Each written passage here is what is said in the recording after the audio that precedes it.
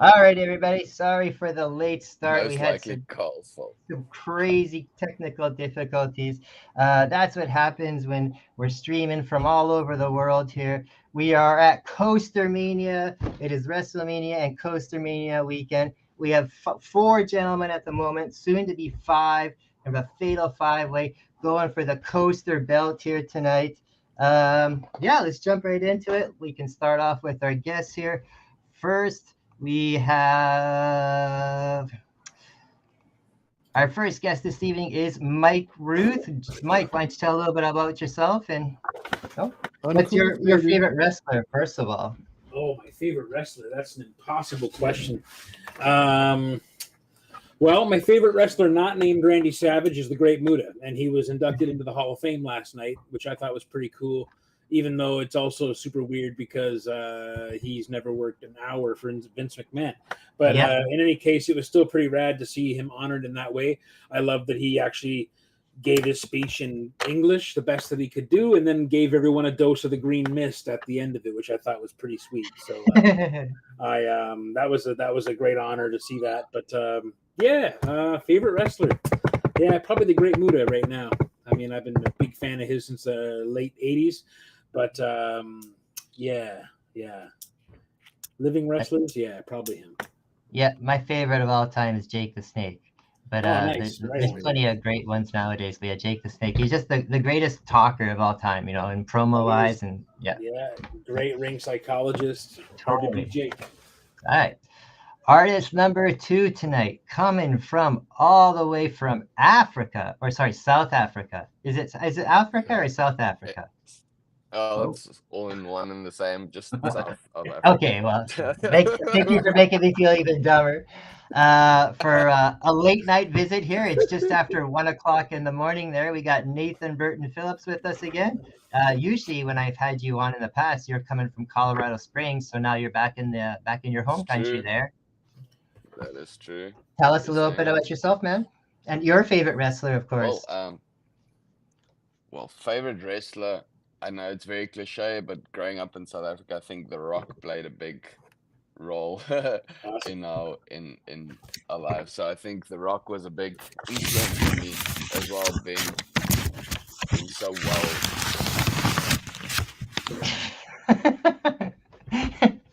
Damn. That's funny. Yeah, The Rock's pretty awesome. I Well, keep hearing rumors he might show up thank this you. weekend, but we'll see. But Yeah, it would be cool. third artist for this evening is Mike Ruth. He's all right. We have Hugh Rookwood. What's up, Hewster? Woohoo! I am here. Who's I your favorite am Ghost wrestler? in the Shell. I came in last minute. Nobody knew I was going to be here, but here I am. That's right. You're a Coaster Mania surprise guest. That's it. I would think your favorite wrestler, Hugh, would be either Ric Flair or Macho Man. Yeah, Ric Flair, Macho. It's hard because I had eras. Of people that Yep, I like. You remember Terry Von Erich? sure Oh yeah. do. Yeah, Oh yeah. I really wasn't. I really like the Von Erichs. Terry I'm Von looking Erich. forward to that Von Erich movie coming out with Zach Good Efron in story, it. man. It's Yeah, like that was a serious. That's a serious story. I'm looking forward to that too. Oh yeah, man. But very. yeah, I was like really into Terry Von Erich. The Von Erichs, I was into those guys a lot. I like Mr. Perfect. He used to Oh, always make me laugh. Kurt Hennig for sure. Yeah, Yeah, Can't Mr. beat him. Perfect. That guy was strong too, man. Like had He some. was. That guy was strong. Yeah. he was. You know. But So you yeah. never answered though. Hmm? You kind of give a politic answer. You got to give a definite answer. That's what I'm saying. There's too Yeah. many great Okay, ones. But I you're mean, you're I guess pushing. tag teams. I was really into tag teams. So, but I guess as a single entity, um, can I say Macho Man was always I a would think big one so. for me, man. Yeah. Macho Man was that dude. But I liked Ricky the Dragon Steamboat also. But Oh, one of Ooh. the greatest matches ever, yeah, WrestleMania 3, him and yeah. Macho Man Steamboat. Yeah. hmm And Macho Man and Jake the Snake had some. I mean, Oh, Ricky the yeah. Dragon and Jake the Snake had a Oh yeah. All good, those guys, good all those story. I 80s. saw Macho and Jake live front row in Yeah, Niagara Falls, New York. It was unbelievable. Oh, yeah. that'd be Never, a cool never place. forget it. Just an aerial display of Oh craziness. man, It was Savage beat him clean with the elbow, middle of the ring. Couldn't believe it. Nice. And our fourth artist this evening is Daniel. Hey, Daniel, how's it going, man? I don't usually see you on this show. I usually see you on one of our sister shows, the Things Are Getting Dicey show, which is Monday. Plug. It is. Yes. Get your asses in there and watch us make fools of ourselves as we I died last time. be murder hobos and sometimes murdered hobos. That's right. I'm good, man. Things are great. Let's see. Favorite wrestler. You're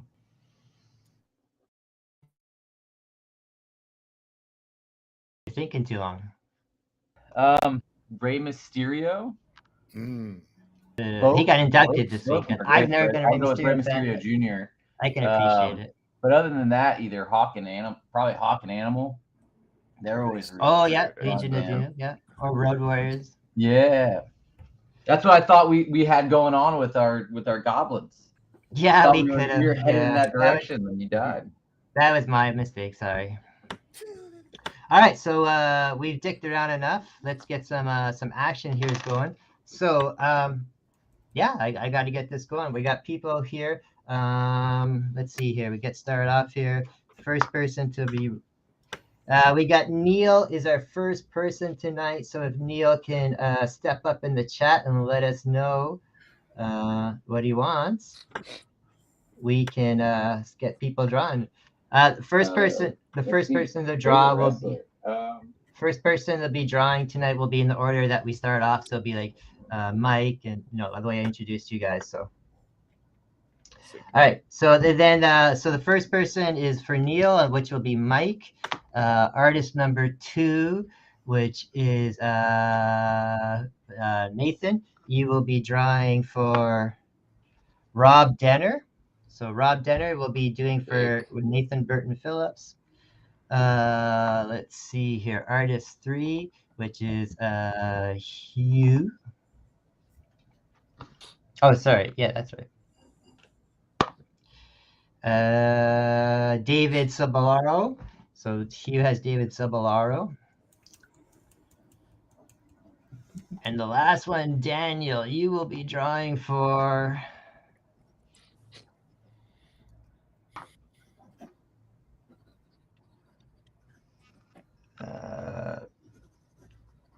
is it Tori Warshman? Is that what I wrote down? Troy? Oh yeah, Troy. I wrote Troy Warshman, sorry. I can't even read my own writing. Hell yeah, let's do it. Let's get it done. So once people start sending me some messages here, I will see. Neil, are you in the chat?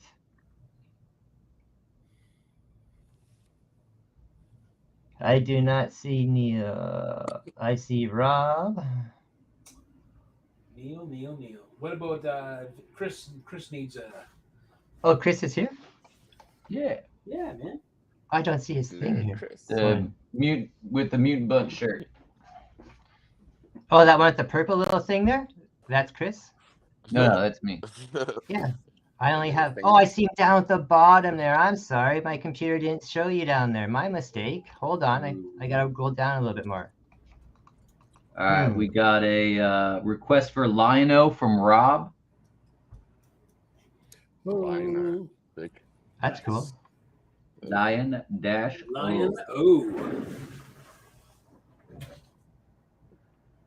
On it. Oh, it looks like you've got Chris's avatar on my video, possibly. So maybe. Oh, I didn't set that up, but that's okay. As long as everybody's got a screen, we're all good. I'm just setting them up right now. Yes. What up, Neil? Man, I'm looking freaking fresh tonight. This is not going very good. Stealing Chris's identity.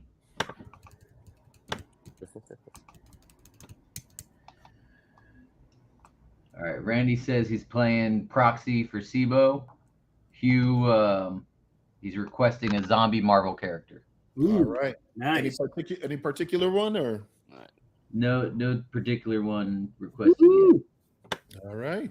All right, we're all set up now, guys. Sorry I took a few minutes here. I am not great with this. There we have again. We have Chris Vance in here as well. Hello, Chris. Can you hear me? There. Chris, can you hear us, mate? I'm not hearing you, Chris. Yeah, I can't hear Chris. Maybe check your mic and maybe mute it or unmute it. This happened before though, where I can hear everybody but Chris. It's like our eternal curse to be on the same show, but I can't hear him.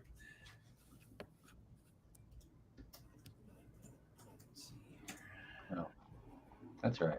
I'm not stealing Chris's identity. It looks like he's stealing mine. We're just switching.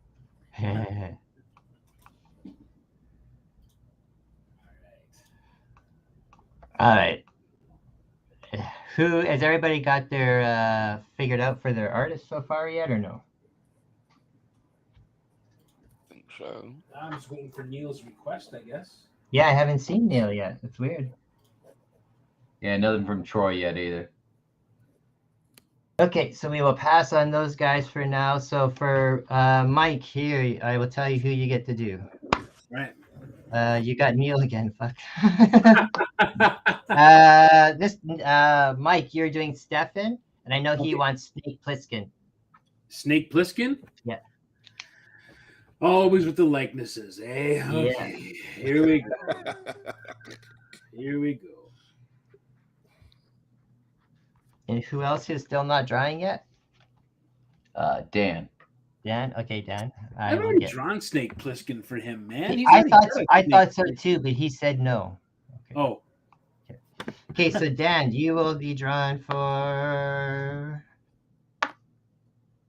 Randy MacArthur Jr. All right. Randy, if you're in the room here. Oh, I saw him just now, that Randy. Also, if he gets Chris, he knows what I want, but we need you for.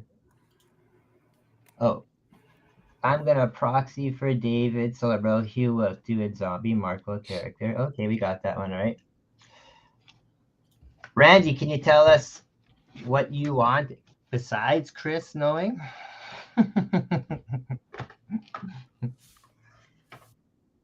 Oh, hello, is that Chris? Now we can. Now he can. Chris, hi, it's Nathan. Quickly, can you quickly tell me what Randy wants done? Because he says you know. Yeah, he says in the chat you know what he wants done. Oh, that might just be for him though. Okay. All right, Randy, if you can let us know, or if Neil can let us know, we got artists open here tonight, guys. That's not cool. Do it. I did just see Linda Adams wanted to get put on the list, so Linda, I will add you on the list. Can I get confirmation that Stefan actually wants Snake Plissken? Because I'm sure I've drawn Snake Plissken before. He does. I talked to him beforehand. He said yes. Yeah. Because I said the same thing to him. Okay. Randy says, Chris, tell him. So, Randy, Chris says he can't remember. That's why we're asking you again. Or he's choosing not to. Or he's choosing not to. That could be it too. Probably. He says he totally forgets. Yeah. Oh, Hob as Pokey from The Wire. I don't even know what that means. Like Hob the cat? Hob the cat. Yeah. Yeah, there you go. So that is Randy. Oh boy. Done. Randy Hob with Chris. Oh no, that's not with Daniel. Sorry. And all right, who else is drawing here? Hugh, what are you drawing? I know Sibo likes Wolverine too, so I said I'll do a zombie Wolverine. Yeah. Oh yeah, right. That's dope. And who's that for? Sibo. David Cibarello. Oh yeah, Cibarello. Yeah. Just trying to write it down a little bit more organized than last time. Mm-hmm. All right, guys. What else is new with your weeks and that? Everyone's had some busy stuff lately. Yeah. Just a lot of work, really. I just fighting to get time to draw, to be honest. Same. Pretty much, yeah. Just working all the time. Trying to get my mojo back. And yeah, that's about it, really. Just work. Mm-hmm. Comic to draw. Lucky though, I'm happy to have a bit of work again. I went like 6 months without any work at all, except for Dodge. So now I'm doing 2 covers, which pretty sweet. One for Dynamite and one for another company. Sir. And, yeah, it's all kind of fresh stuff. Although weirdly, the one for Dynamite, I've drawn some of the characters before, which is kind of fun. And can't say what it is just yet, but I'm sure you guys will be seeing it as soon as I can get it inked and on the page. Yeah. Super cool. Congrats on that, buddy. Yeah, it's just weird how it happens. Like, I always forget that, you know, sometimes it takes until March for anything to happen, you know, like the first couple months of the year can be very lean. And in this case, they were extremely lean. Very, very weird for me to not be busy right out of the gate. But nice to have some work now. Mm-hmm. It was a long time with nothing. And when that starts to happen, you start to doubt everything. And then you start to think about getting a regular job or something like that, like you used to. You know, those old panic thoughts come back. And then you got to remember that, you know, when the universe gives you a break like that, when it gives you space, it's telling you it's time to work on something else. You know, so in my case, I feel like it just gave me space to get my comic drawn and get that going. But yeah, it's pretty tough. My wife's freelancing right now too, so we're both feeling the grind of having working our butts off for clients that don't want to pay us, you know, like in a prompt or timely manner. So like we're both months and months, you know, behind getting paid on projects that we've worked on. So it's been like a weird planetary alignment of bad freelance business, basically. But it happens. We got a question here for you there, Nathan. I know we kind of talked about it a couple of minutes earlier. Rob wants to know, where are you right now? Are you back in South Africa? Are you in Colorado? I'm in South Africa at the moment. I came for a convention and to come fetch my animals to take them back to the States. Oh, cool, man. And obviously my fiance that's coming with this time, which is can't wait about that. That's awesome, man. It's cool, man. Yeah, no, we in South Africa for the moment. Came for a tattoo convention, which was like just kind of on the same time, and that went pretty well. That was very cool. And yeah, now just finishing up everything to get back to the States, waiting for the passport and all of that stuff again. Like which convention was that? You said was it the Cape Town one or? It was the first one in Johannesburg, but it was the International South African Tattoo Convention. Oh, gotcha. Okay, cool, man. It's very dope. That is cool.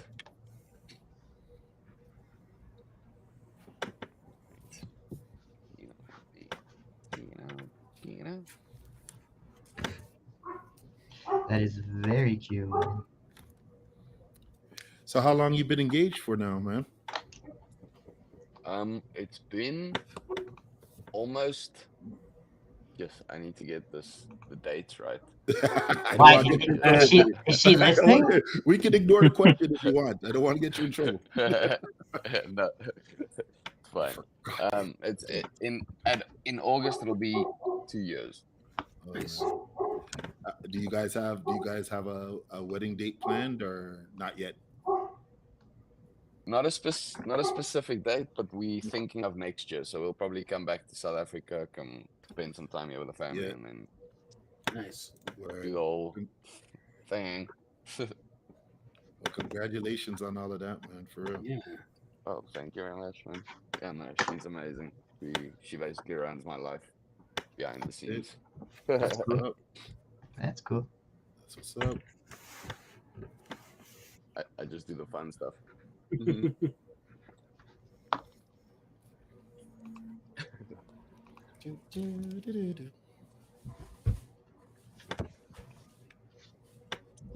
Chris, we were asking everybody when we started. It is Coaster Mania weekend in honor of WrestleMania. Who's your favorite wrestler?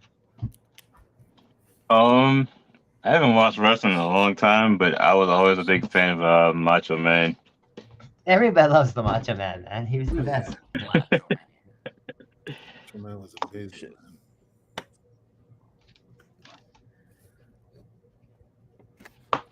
All right. Looks like my screen froze. Can you guys see me? I can see you moving. Yeah. Yeah. Okay, that's weird. We've been having all kinds of fun stuff all evening. All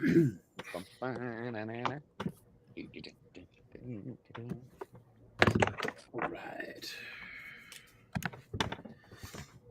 I've been working digitally lately, penciling my book, so try not to give me too much of a hard time if you see me doing this on my drawing to try to make it bigger while I draw. It's like a backwards built-in phantom muscle memory thing after drawing digital all week. So I try to draw something, I'll be like, nope. Oh, what the fuck? I mean, it reminded me of I saw a 3-year-old a couple months ago laying on the floor of my friend's place flipping through a magazine, and he was getting pissed off because he was trying to look at the picture and he was doing this on the magazine trying to make the picture bigger because the kids used to having a laptop or something or an iPad, I guess. But yeah, I was feeling very embarrassed. So try not to laugh if you see me do that today. It might happen. All right. Everyone's art is looking pretty good, but I'm going to get everybody to start off from the top what they're drawing. So, Mike, what are you drawing there? I am drawing Snake Plissken. I'm sure it's the second one for Stefan. I thought so as well, too, but I had this conversation with him. But I will agree with you. Maybe this will be better than the first one because the first one was pretty bad, if I recall. Well, it's maybe it's forgettable. That's maybe he was like, it was brutal. Ruth's doing that again. You get to draw Kurt Russell again, Ruth, again and again until he's right. David is loving the Wolverine. He says. Nathan, what are you drawing again? I'm doing Lion. Oh yes, Lion dash O. That's right. Lion O. I forgot about that. Yeah, Hugh, slow down, man. Hugh, you're doing zombie Wolverine, and that is not in time lapse photography. That is actually how fast Hugh works.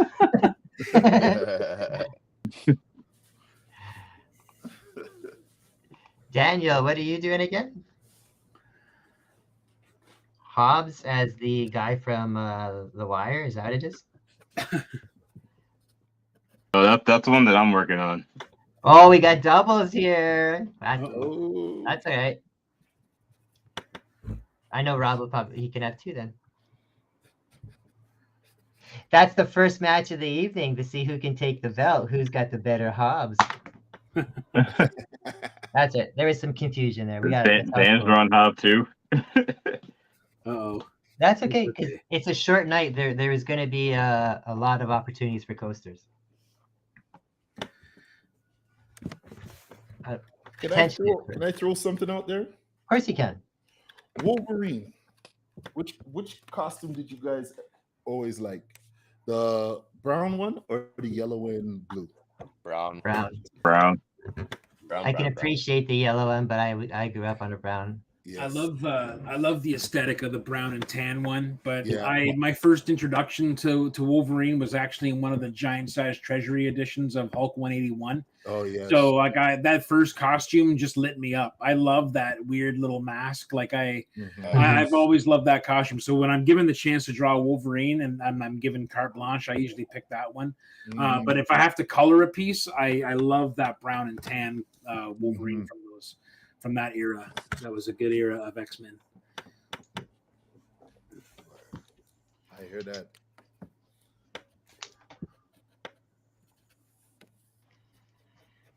I'm so bummed they made a comic book called It's Clobbering Time, and it's about the Thing and the Hulk on an alien planet, just doing cool shit. Apparently, it's just like hysterical and awesome. It's good. I read it. I reviewed it this week. They didn't make blanks, and They did not. I feel like that is a major oversight, because that would basically be like printing currency for me. It's I mean, that would be amazing to get my hands on some of those, but they didn't make any. So no. And next month it's the Thing and somebody else, I forget. Every month it's a different person. Someone different. Yeah, I know. It's like a 2-in-1 up to date. That makes it awesome. Yeah, I love that kind of stuff. Yeah, and they have Scroochy doing the art. It's pretty cool. Yeah. Yeah, I was gonna say check out my review on my show, but I did the whole show. I reviewed 20+ books, and it looked real good, but there was no sound. Oh shit!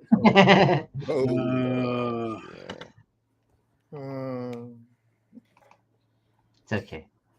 You guys been checking out any of the crazy shit Richard Pace has been doing on C2E2 at home this weekend?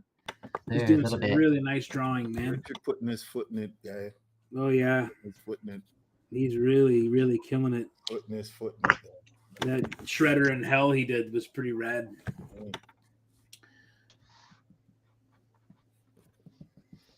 I would have loved to have gone to C2E2. That was one Matt Nixon, my collaborator on Dodge. He really wanted to be there. Mm-hmm. But we're not at the stage yet. Like, it was actually a year ago today that we launched our Kickstarter for number 3, and I was really hoping to have the Kickstarter for number 4 ready, and I should be ready. But I'm, I'm drawing good pages, and I'm just letting them come out as they come out. And,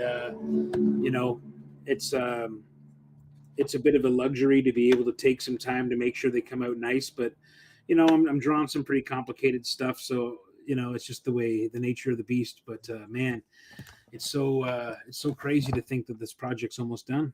And it's going to be pretty awesome to see it all finished. But, we would have loved to have been there this weekend in C2E2 to launch it. But we're going to be hopefully going to New York. That's the plan, is to do all that Dodge stuff in New York. We'll have all 4 issues. We might even have the start of our, graphic novel put together by then too. It's hard to say, but yeah, man. Well, Mike, you've been murdering that, so. Oh, thanks. Yeah, no one's been, that's why I haven't been posting or doing a lot of auctions lately. I've been drawing my book, but and I can't show any of that stuff just yet, but I don't want to spoil it, because this issue is all about the payoff. All the readers that have been with us from the beginning. I know a lot of them are watching tonight. It's this one's a special book. It's going into places you weren't expecting it to go, and because it's taking me to places I wasn't expecting to go, and I'm drawing the thing. Yeah, man, I think it's pretty cool. I think you guys are gonna like it. Lots of action. Lots of big monster fight stuff. It's good. That's hype, man. Yeah, man. That last issue, man. I was like, Mike, monster bully. Kind of get into my groove in the last issue. This issue's even stronger. This issue has a little bit more, and it's a longer issue too. This one's actually, it's going to be. I think it's going to be the total page count before we get to pinups and stuff. It's going to be 27 pages of story. So it's going to be like issue 2, which was a longer book. But there's a lot to cram in here, and it's good. That's hype, man. Am I right if to say that Lino's got one hand with 5 fingers and one hand with 4? Well, one hand might have that claw thing that's a gauntlet. Yeah, the claw. Yeah, the claw. Does it always have a claw on? Well, not always, but most of the time, yeah. Yeah, I love that. I always wanted one of those. Just a big, crazy, meaty leather gauntlet that looked like a lion's paw. No one's going to fuck with you wearing that thing, man. Oh, no. But if you're walking around with a sword, they're not going to fuck with you either. Just clobber everybody, I'd screw rivets into it. I'd make it this crazy, meaty-looking Mad Max fucking piece of armor,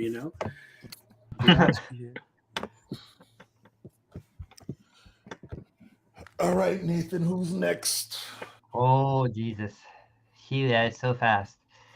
All right, so let's see here. The next person on the list will be still no Neil in the room, which is again weird. The next person will be Linda. We'll see if they're okay that they want me to do it, because I kind of came in last minute. Well, I know Linda said she'd be okay with it. Okay. Be Linda, and then after Linda will be Jeremy Sobolik. So Linda, what would you like Hugh to draw? Linda. Na, na.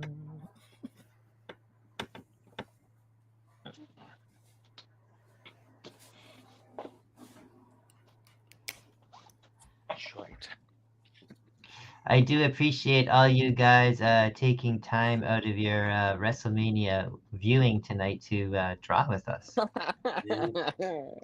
I wish I was watching it. Well, I mean, I don't have the means to watch it here at home, but I used to like going home to watch it with my mom. My mom's a big WWE fan, so I like watching WrestleMania or the Rumble there, but I haven't done that in a few years. So Linda wants Scotty and Howie. Does anyone know what that Scotty and Howie is? Yeah. Okay. Pound, baby. That's what she wants. That's the pound. Scotty and Howie it is. There you go. Does she want them on the same coaster? I would assume so. All right. All right, and then after that, like I said, the next person will be Jeremy Sloberick, or Sloberick, I believe is how you pronounce it. I'm so bad with names. Oh, sorry, Sobolik. There's no R.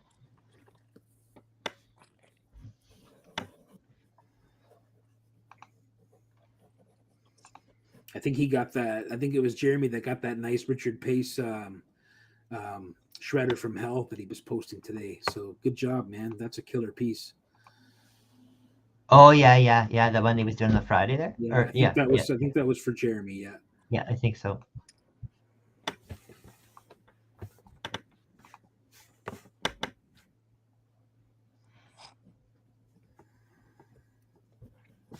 Who here has seen the new D&D movie? I know Rob Denner has seen it. Anybody else seen it yet? Me. No. Me either. Not yet.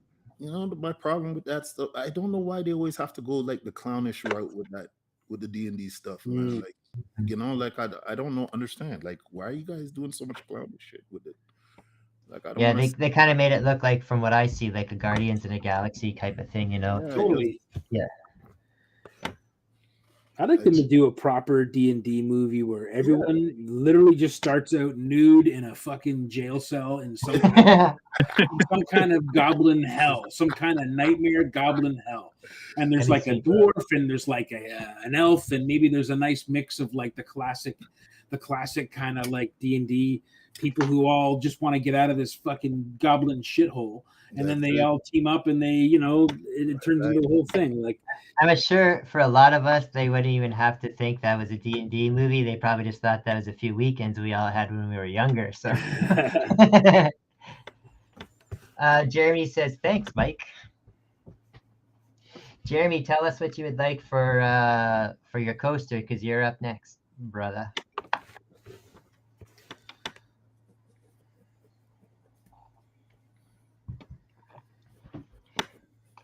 What's the weather like where everybody is? Today we had an absolutely beautiful day. I haven't had a day like this in Oakville in a very long time, so it was nice. And it rained for a big chunk of it, but man, we had some sunshine today. It was good. That's cool. What about Hugh? What's it like there in Alberta? It wasn't too bad. It wasn't too bad today. Actually, I think it was +5, so it's getting warmer. And I'm happy about that because I'm so sick of snow. Oh yeah. And I can't deal with it anymore. I'm trying to get these boys to grow up fast so they can go about their business and I can move to somewhere tropical. Right. Or somewhere just warm, like maybe a South Africa. Yeah. What's Yeah, South very nice Africa and like warm, right yeah. now? It's hot. Yeah, it's hot, yeah. It's hot, it's rainy, then it's cold. Well, I suppose it's turning to slowly into winter now, so it's not like superly hot, but the days are like 30 degrees Celsius, 29, 28. Okay. I don't know what that is in Fahrenheit off the That's top okay. of my head. Most of us are Canadians here, I think. Besides Daniel's not, I don't think. Daniel, what's it like where you are right now? Chris is also American. Well, I was going to get to him as well, yeah. Daniel, what's it like where you are? Oh, maybe he can't hear me or he's muted. Maybe, I'm not sure. Uh-oh. Sorry, guys. I didn't realize I was on mute. Yeah, it's That's hot. okay. Florida. You're hot, yeah? Yeah. Because you're in Florida. You're in Florida as well? Yeah, I'm in Tampa. Right in Tampa, right? That's great. I thought you were in Florida as well. And Mr. Nance, Chris Nance, what's it like where you are? It's been rainy here today. It started out kind of warm. I'm in Maryland. Okay. I've never worked with But, you on the show here before. I've worked with everybody else. So why don't you tell me and the audience a little bit about yourself? I am just like a freelance guy. I like drawing a lot. Hooked up with a lot of these guys through just online meetups through Fish Kids group and everything. Got to meet Mike at a convention, Mike Rooth, and I've drawn a bunch of different covers for well, not a bunch, like maybe like 3 covers for the last Ronin stuff for retailers. Amazing. Yeah, I saw some of that. It's pretty That nice last stuff. year's cover you did was great, man. I really liked that one. That was for Yeah, Seagull, you know, right? yeah, I wish I had a copy. Oh, there was some kind of, they got trashed by the mail or something like that, man. Something happened where it got all like it just got lost or whatever. Oh, So man. The mailbox was a mimic. no clue what happened with that stuff. I've had that happen with an IDW book once. We printed 1,000 copies of my D&D at the Spine of the World, and something like 60 copies, I think, 62 copies survived. The rest were all completely destroyed. Out of 300? I think it was 1,000. I think it was the run was 1,000? 1,000. Yeah, and it was a total nightmare, man. Yeah. So it's a really rare book now. Yeah, it's looking like the same thing's gonna happen with this last year's too. Yeah, that's a shame, man. It'd be pretty rare. Could be a It's good cool read. because I had a good colorist on it too. Yeah, it was a beautiful cover, man. Really nice. Really nice. What color is that? That's not the right color. You had to sit on that reveal for so long. Oh, that's the worst part. Yeah. That's the worst part. I know. But I mean, I got another one for 3 coming. It should be pretty good. Oh, do you? Oh, sweet, man. Yeah. I got to draw the new turtles on that one. That's great, man. That's awesome. Is that for another retailer yet? Yeah, that's another SIBO one. Oh, nice. But yeah, I liked working on that one. I got to work on that third one with Sophie. Oh, nice. Yeah, she inked it, and I did the pencils for it. So she inked and colored it. Oh, that's the colors on the second one were BJ Hahn. She's a really great colorist. Freaking amazing. Such a good combo with your work, man. Mm-hmm. Yeah, I don't know what it is. Me and BJ just seem to like really mesh well together. Mm-hmm. And like we worked on the Dragonfly. We do the Dragonfly book that used to be Jim Lawson's IP, and he sold it to a friend of ours. Nice. Wes Briggs, and he wanted us to work on that book. So yeah, we draw that, and I really like working with BJ. I thought for a second all I heard was I really like BJ's. Hey, Chris, if you could lower your coaster there just a little bit, just so we can see it. Oh, There you go. Thank you, bro. It's looking freaking. It's weird because I Awesome can't over see my image. Yeah, I know. So I'm just going off of what you guys can see. No, you're perfect though. That's good.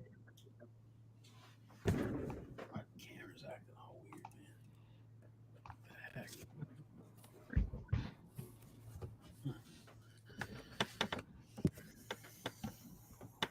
You guys, anybody got any special plans for Easter weekend next weekend?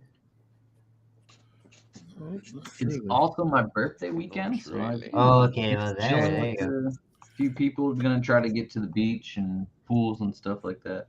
The beach, man. Do you know how cold it is right now in Winnipeg? Yeah, It's like minus 8 Celsius. So we'll say in Florida that is really cold. Really cold. Degrees. Winnipeg. Oh boy. Yeah, we're actually supposed to be below average all the way through mid-month. Always said Winnipeggers are the strongest people in Canada, man. I don't know about that. They know how to winter, man. That's for Guys sure. got some cold that is like Pretty serious winter. telling For you, sure. man. First time I went to Winnipeg and stepped out of the car, man, stepped out of the airport. That wind hit me like I owed it $52.95, guy. It was terrible. Yeah. Yeah, I was like, oh my God. It was like somebody slapped me from behind. I was like, oh, damn. How much do I owe you? Manitoba weather does suck, yeah. Well, we showed up there that time. It was like a week after the major snowstorm hit, and the snowstorm hit Winnipeg early. So all those big trees came down because they didn't have time to properly prepare themselves for winter. And I remember getting there and just being like, seeing these 10-foot high snowbanks and being like, what the fuck, man? This is crazy. And there's so many trees down, and everyone was like, yeah, it looked different here last week. It was a different place altogether, you know? Shit. Yeah. So nonchalant, like they're so nonchalant about it too. Like, yeah, it wasn't that bad last week. Like, oh Yeah. like nothing. Like, oh yeah, Just completely changed the landscape, but no big deal. It's fine. Exactly, man. Crazy. That's why I say Winnipeggers, man. It's like PEI, man. I haven't been back to PEI since they had the storm, and I know that like just about every goddamn tree in that whole island came down. Like, totally different place now, probably. Yeah, I know a couple years ago we had a crazy one here too, and it kind of just wrecked all the trees. Not fun. Especially when you see all these trees that have lasted for like, hundreds of years or whatever, and then they're just crushed. Tragedy, man. It's always sad. Yeah, it was really sad. Yeah. There's this beautiful giant mansion that's completely ensconced in the woods off of Lakeshore Road near where we live. And we've never seen the place because it's just completely buried by like all of its hedge woods and forest around it. And it's right on the edge of the lake. So its backyard just goes right into the lake. And the other day we were walking in the park and I was like, oh my God, look, you can see the house. And that's because a gigantic tree came down in their backyard. The root ball lifted up, tore out the fence, knocked out another tree. And now you have this straightaway into their crazy mansion, which looks like Bruce Wayne's house. And yeah, man, it's just the craziest. Yeah.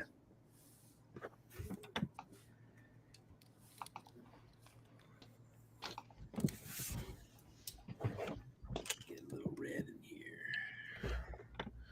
All right, here's your second Snake Plissken. I'll show you the photo. A free. What is it called? I know you've done this before. I said it too. I said, how do you not have a Snake Plissken? Like, Unless I'm just mixing them up, but I'm sure I've drawn. Unless there's another eye patch character of his, I know I've drawn with the eye There's patch. Captain Ron, and he said no Captain Ron, so maybe you're thinking of Captain Oh Ron. shit! Maybe it was Captain Ron. Maybe the patch is on the other side. But if that's the case, though, I mean, how? No, Snake Plissken is the ultimate. When you think of him, you think of Snake Plissken. So how did that one not come up? Yeah, I'm not sure. Anyway, Okay. Here it is. Well, you get Jeremy, and he wants T-Ray from the main villain from Tiger Sharks. Tiger Shark. Idea what that is? I don't know. I know who Tiger Sharks are, but I never watched it, so I don't know who the villain is. But T-Ray. It's basically the under the sea version of the Thundercats. Well, I know what that is too, but I just don't know the actual villain. Rankin and Bass. Yeah. Huh. I remember watching it. That, and I was more of a biker mice from Mars fan. Just because he had Steve from 90210 doing one of the voices. Oh man, I'm such a 90s sucker. All right, I'm gonna have to look in the comments, and so I can write it down and look it up. T-Ray from Tiger Sharks. Tiger Sharks. But you know what? This is why I like Coaster Nights, man. They challenge you guys, right? Yeah, everybody just comes with some stuff that you might not have ever thought of. Like, oh, damn. Yeah, keeps you on your toes for sure. Yeah, for sure, man. All right. Well, yeah, Rob's right. When I think of him, it's I do think of Kurt Russell as I think of Jack Burton, but I almost think of Jack Burton and Snake Plissken as the same character, just on different days. Like Snake Plissken's on a bad day, Jack Burton's on a less bad day. Jack Burton's my favorite, man. I like Jack. I just watched Snake Plissken the other night, actually. It's all in the reflexes. Yeah. And then I tried watching Escape from LA, and I got about 45 minutes through the 90 minutes. I'm like, okay, I'm done. Oh, come on, man. Why can't I get this shit to go? Facebook's got to be the worst, actually the worst interface of anything I've ever seen. Well, we still have people in the room, or not. I don't see them in the room yet, but they did request to be on the call list tonight. So if Neil or Danny or Michael or Troy are around, jump in and let us know, because you guys did sign up. Hey, for some reason, I can't see any of the comments. I don't know why the fuck. It's actually like T-Ray from Tiger Sharks. Main villain. P as in Peter, or T as in like a Thundercat. T. Okay, T-Ray. T-Ray. Yeah. All right. Tiger Sharks. Okay. He's a Oh, Neil's here. Okay, I see Neil. I see Michael. Okay, Neil, let me know what you want. Michael Arowana wants Maestro, so he'll be coming up. Neil, let me know what you want. Yeah, Michael Pena, he wants, I know he's going to want, he mentioned he wanted to get one from me, so we'll see if that opens up. Yeah, okay. Well, he's coming up too. He says he wants Maestro. Ooh, the Maestro. Oh, he wants the Maestro from Seinfeld. I just watched that episode before we went online. That's so weird, man. Oh, and then Neil says, the know. mascot, you only can control forest fires. So I guess Neil wants Smokey. Oh, he wants Cocaine Smokey the Bear. Okay. Cocaine Smokey the Bear? Awesome. we did one of those last time, didn't we? Or no, that was Paddington Cocaine Smoking Bear. Yeah. T-Ray.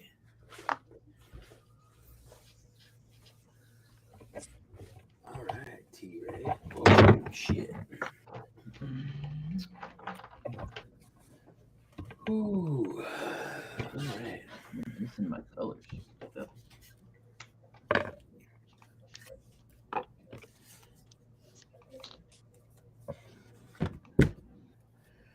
I must say, even though we have two Hobbs that came from the same idea, they both look totally different, and they both look super awesome.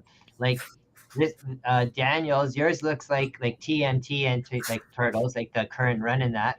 And then I kind of think Chris's here looks like a Don Bluth type of thing, like what's that one? American Tail, or All Dogs Go to Heaven, Secret of Nim. Oh yeah. Oh, Secret of Nim.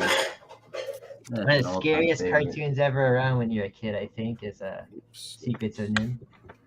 That was an all-time favorite of mine. Oh, he this does one's pretty not. much He done. does not want. He does not want Maestro from Seinfeld. I guess someone else put that. I had up a feeling after. he didn't want Maestro from Seinfeld. I didn't think so either. This is all in capitals, so I guess he was yelling this. He does not want Maestro. It's April 1st, so I think that's what he gets. Yeah, that's right. That guy who played Maestro in Seinfeld was also the guy from the Twisted Sister video. That's right. Yeah. That's What right. are you gonna do with your life? Yeah. I've seen that guy in a few different things, actually. Oh yeah. Actually, he's in Animal House too. He plays the army dude. Oh, that's right. Yeah, he's in The one Animal that gets House. hit in the head with the golf ball. Wow, talk about being typecast.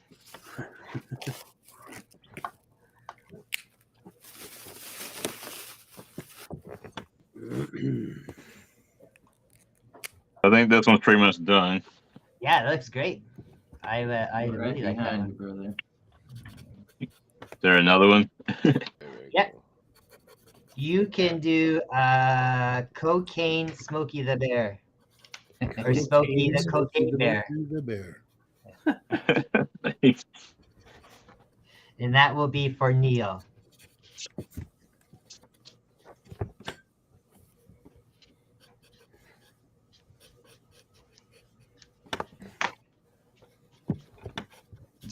And I know you said for you, Mike, that Michael wanted the Maestro for you. So we'll just hold off for him to wait till you open up next.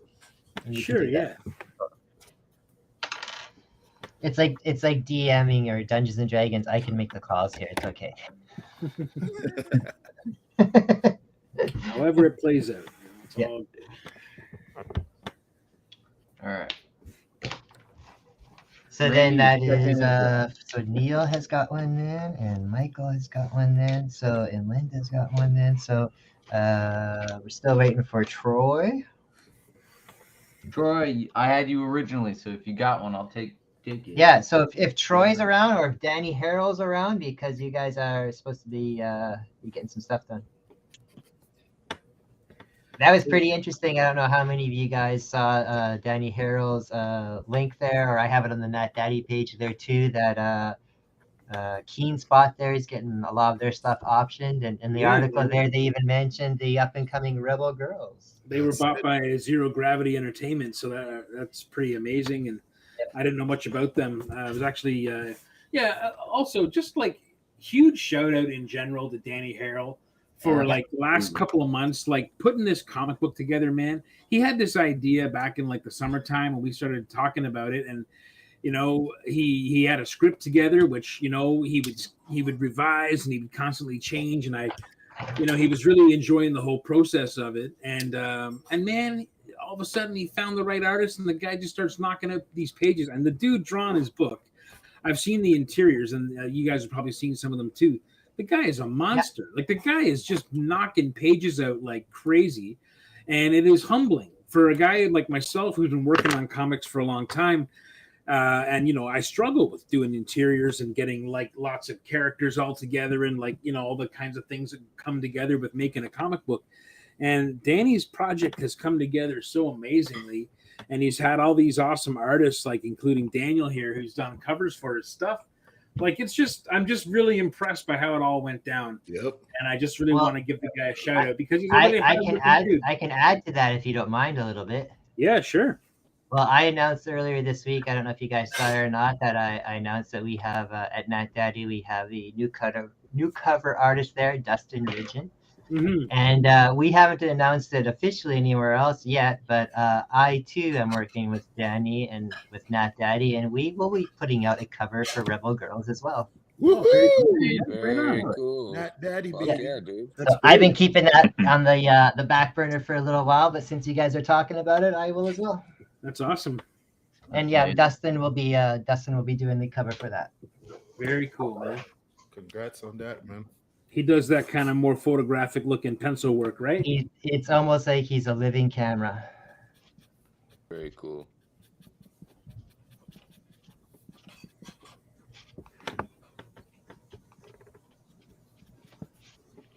All right, I'm gonna keep working on this until I get another one. Yeah, well, I'm just like I said, waiting for Danny Harrell or I don't know, Troy. If anybody else is around. If not, then I will. I guess I will take a request. We'll wait a couple seconds and see if I can think up something real fast. Well, no, I'll just jump in right in. It's wrestling weekend. Daniel, why don't you do me a rendition of Greaseball? Okay. The former wrestling monk that died earlier this week or earlier last week on our episodes of D&D. Sounds Things good. are getting dicey. Yeah. Randy, great request, by the way. Danny, the next artist will be up for you. So whoever is done next, because we.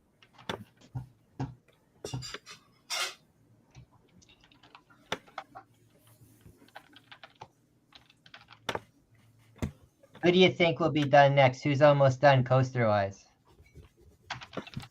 I'm almost done. You I know for, like, Mike's the just starting. seventh time. This one won't take too long, but yeah. I see Hugh's But got a make lot. sure it's who he wants Yeah, to go with. I don't want to. no, that's kinda what I'm just put saying. it That's what last I'm saying. minute, so I don't That's what wanna- I'm asking if he wants to know. Because Danny, who would you like to draw one for you? How's that better? Yeah, that's better.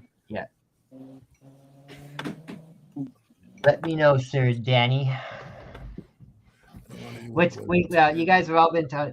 Dan, make a dead grease ball. Yeah, Dan. Yeah, Dan, you can make a dead grease ball if you want. Holding like a flower. lying Draw on his the ground. final moments. That's right. Yeah, reenact it. Yeah, I must say too. Like I haven't even left Winnipeg pretty much ever really in the last few years, and I've met all you guys just through the wonder of tags here and comic stuff as well too. So yeah, it's pretty amazing, you know. It's pretty cool. Yeah. And I talk to you guys. I know this is going to be kind of sad and silly to say, but I talk to you guys more often than I talk to my own family and that now. Like even just because everybody's so busy, living away in that, and you guys are more involved with my work stuff, so I see you guys more. So honestly, it's the same here. Like my I don't think my family even knows what I do. Like I really don't. No doubt. No one stays up this late. True.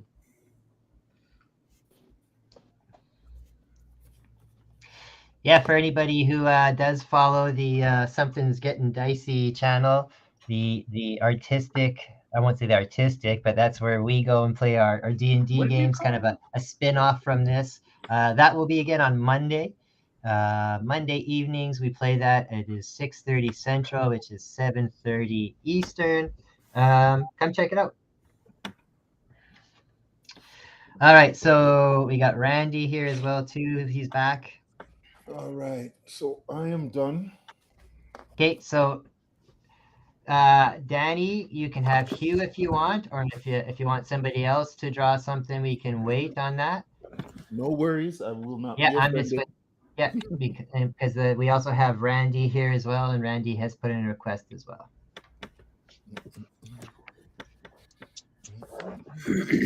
What do you see that Randy wants?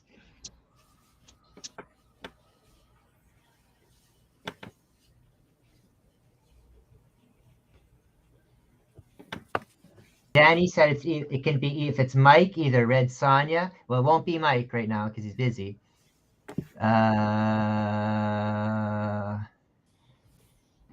If it's Mike, it could be one of the characters from Remember Girl, so I can put it in the book, or a transgender Harry Potter. If it's Hugh, you guys quit adding. I'm trying to read as you add comments. If it's Hugh, either Bruce Leroy or Ozone from Breakin'. So Hugh, it's you. Ozone from breaking. There you go. Do I get the music while I'm drawing? Not if you want us to be kicked off anything.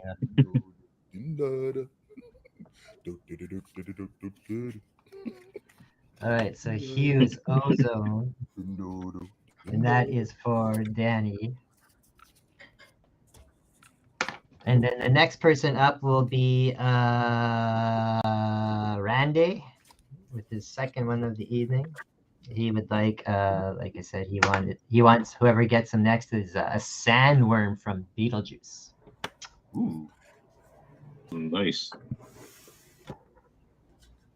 Yep. Well, yeah, that's kind of. I'll finish it up just now when the white dries.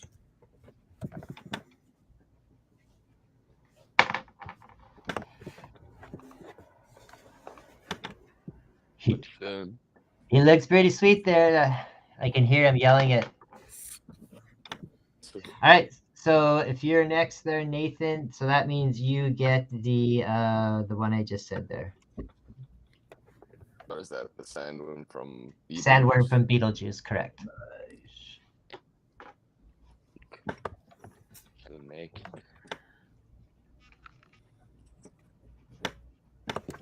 Who was the Lion 04 again? Sorry. I think Rob Dana. Right. Yeah. Who's the sandworm for? The sandworm is for Randy MacArthur. MacArthur.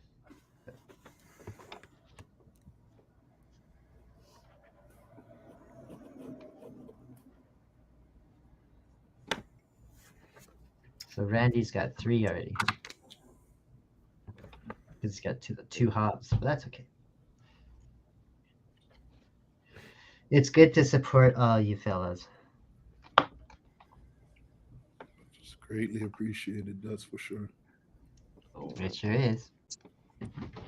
I talk about you guys all the time where when I have people in my chair and then when I'm at the wrestling events that I do and stuff nowadays, and more people, they say, "Oh, that's so cool! I want to check it out," and that. But then I never really see them, check it out. But so I don't know. I want to. That's why I want to get you guys into town, to kind of get some faces and that. For the sandworm, he wants it with a monocle and a top hat. So I'm assuming that's like the cartoon version. I would yeah. Cool. Cool. Monocle and a top hat. That Beetlejuice cartoon was awesome. One of my favorite. Man. Just the art style was tight. amazing. It was a tight cartoon. It was good, man. was. It was really good. It was good for adults as kids too. Yeah. Yeah. I keep seeing stuff for Beetlejuice 2 posted and that. Yeah. Just to make sure, is that then that purple one from the comic book? Or from Yeah, I would think so. Purple and lighter purple stripes. Yeah. Yeah. Yeah.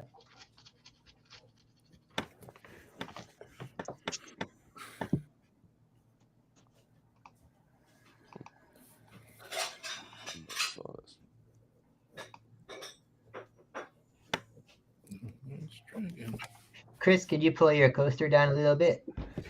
Sorry. Thank you, sir. Thank you. No problem.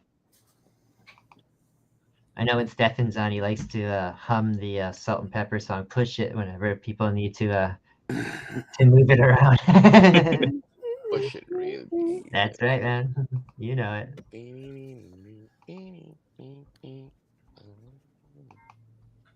Well, Mike, I know you kind of mentioned you got some projects coming up that you can't talk about too much yet. What about anybody else? Who else has got stuff coming up? Yeah, I'm in the same situation like Mike in that regards. I got stuff coming up, but I can't talk about it just yet.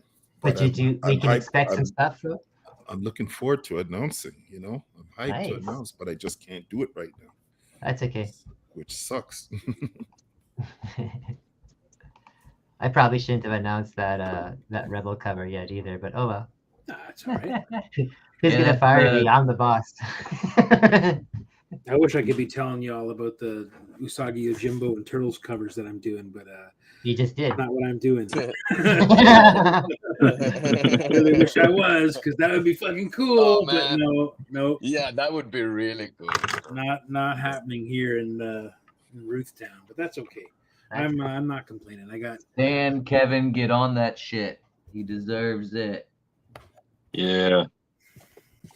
Yep.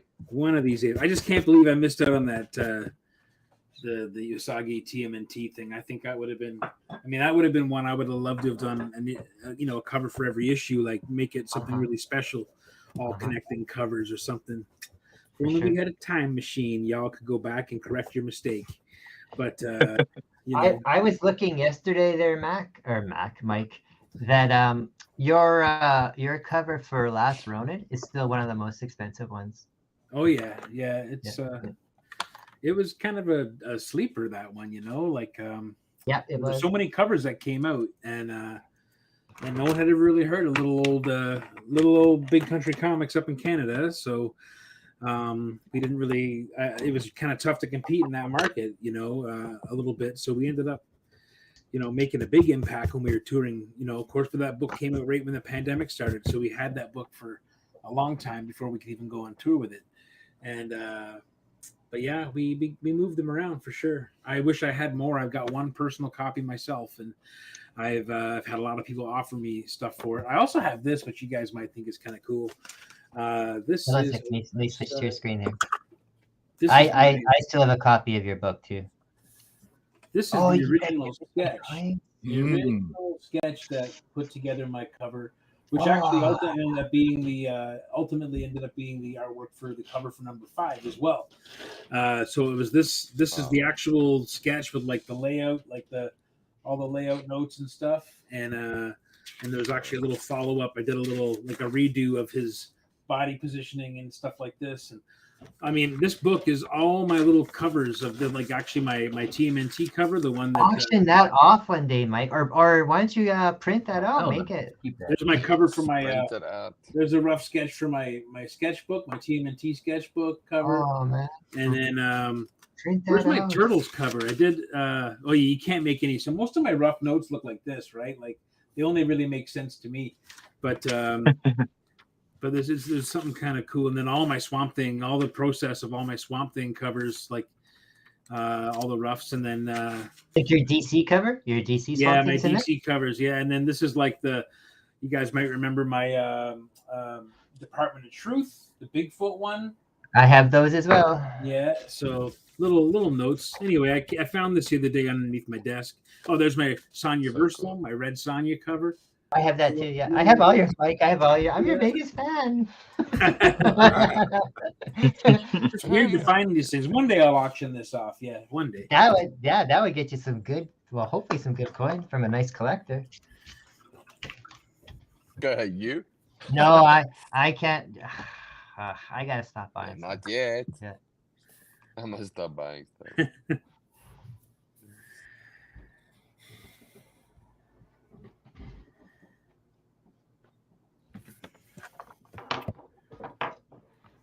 Nathan, what are you doing back home right now? Like, what are you doing? Like, are you working, or just spending time with the family and trying to get stuff set up again? Or are you tattooing? Or are you just drawing?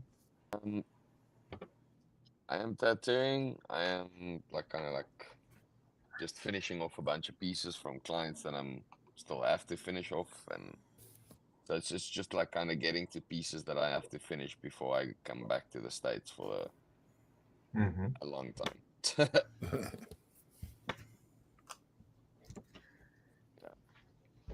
Now it's just finishing pieces off, basically, and then until they'll wait for me till the next time. That's cool. And you're there till when? You said August? No, May. Oh, May. Okay, sorry. May-ish. Yeah, no, not too long.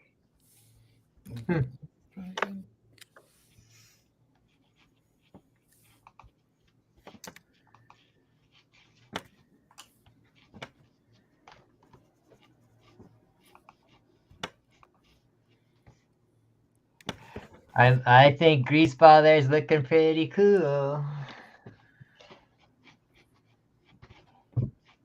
if anybody doesn't know who Greaseball is, because I'm sure you all do, because when people watch the Things Are Getting Dicey channel, there's at least hundreds and hundreds of people watching. And Greaseball is trending. It's one of the biggest podcasts, and I know I get recognized in the mall. Actually, out there. Yeah, I actually get recognized in the mall quite often. They're like, "Oh, you're that Greaseball dude." I'm like, hey, you recognize me? That just worked out perfect. I didn't even plan that. Greaseball is a goblin that was a part of a wrestling troupe, and he was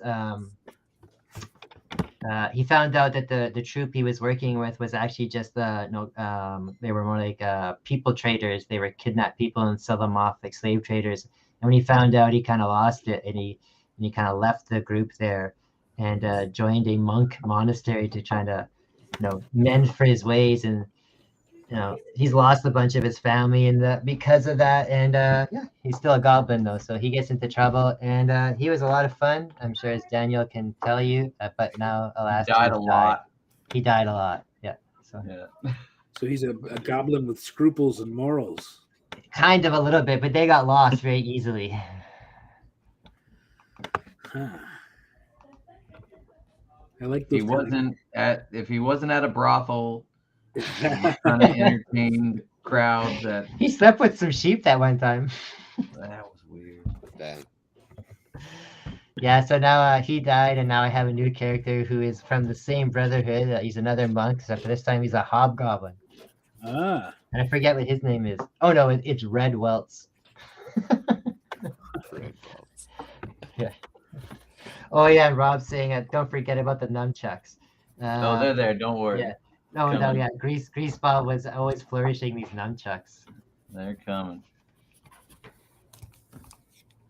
Cocaine Smokey the Bear looks pretty awesome. Thanks. Oh, it does.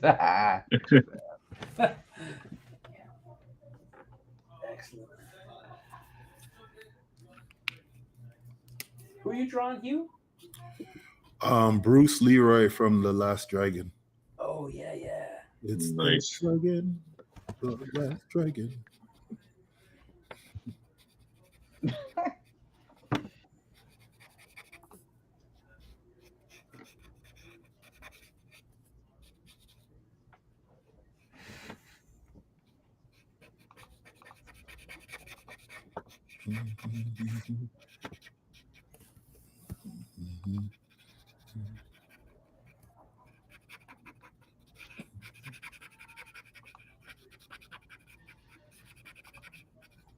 Pretty fast. I'm not sure if Barry Chapman's out there watching, but Barry, thanks again for the sweet Thundar the Barbarian Blu-rays. Woo! And a real pleasure to watch and for that kind of definition. Just a nice treat for sure. Very kind of you to send those to me. That is pretty cool.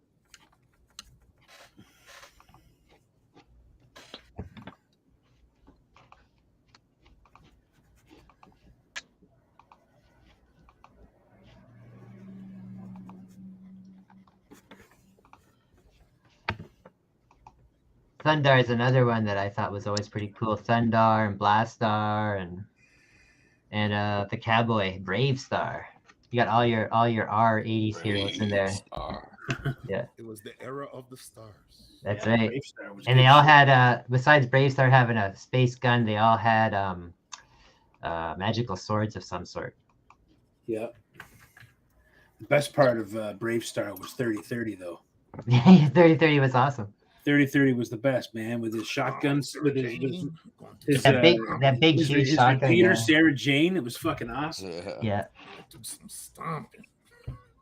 And the most annoying, the most the second most annoying cartoon mascot, because unfortunate thing about having cool fucking cartoons in the 80s was that all of them had terrible fucking mascots attached. That's right. Like, you gotta have your Orcos and your Snarfs. But man, Deputy Fuzz might have been the worst fucking character that ever showed up in a cartoon. On Black Star, those triplets or whatever they were called were just as bad. Yeah, fuck those guys too.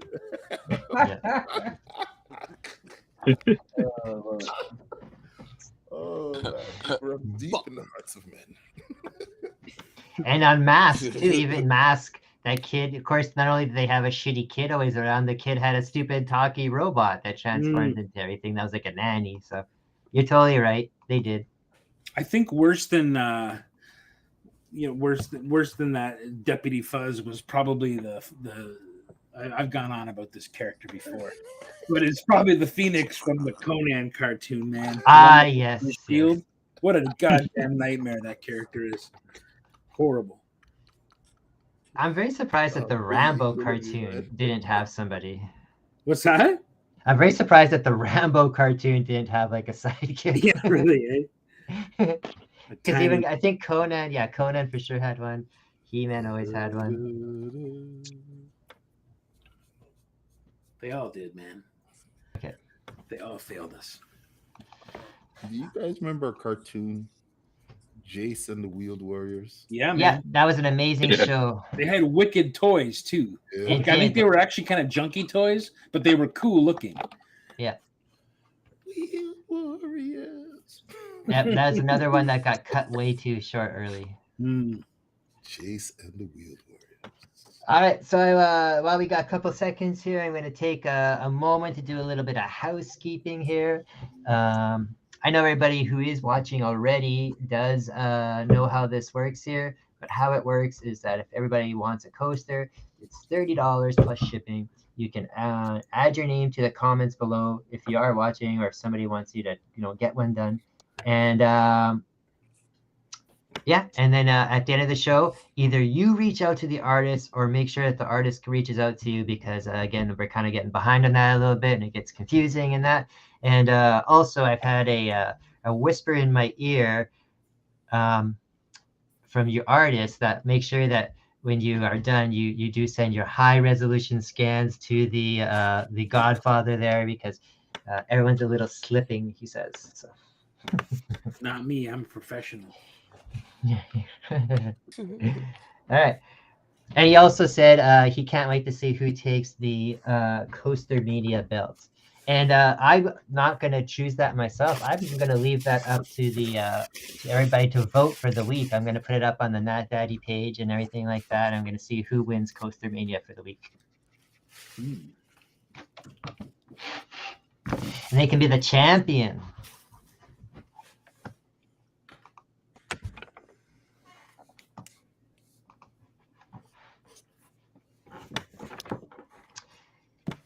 Let's also too, I know you guys kind of talked about projects and stuff you have going on, but you guys can take a few minutes to throw out your social media deets as well. You might as well know. That's why we're here. We got to get you guys plugging yourselves to watch your trouble.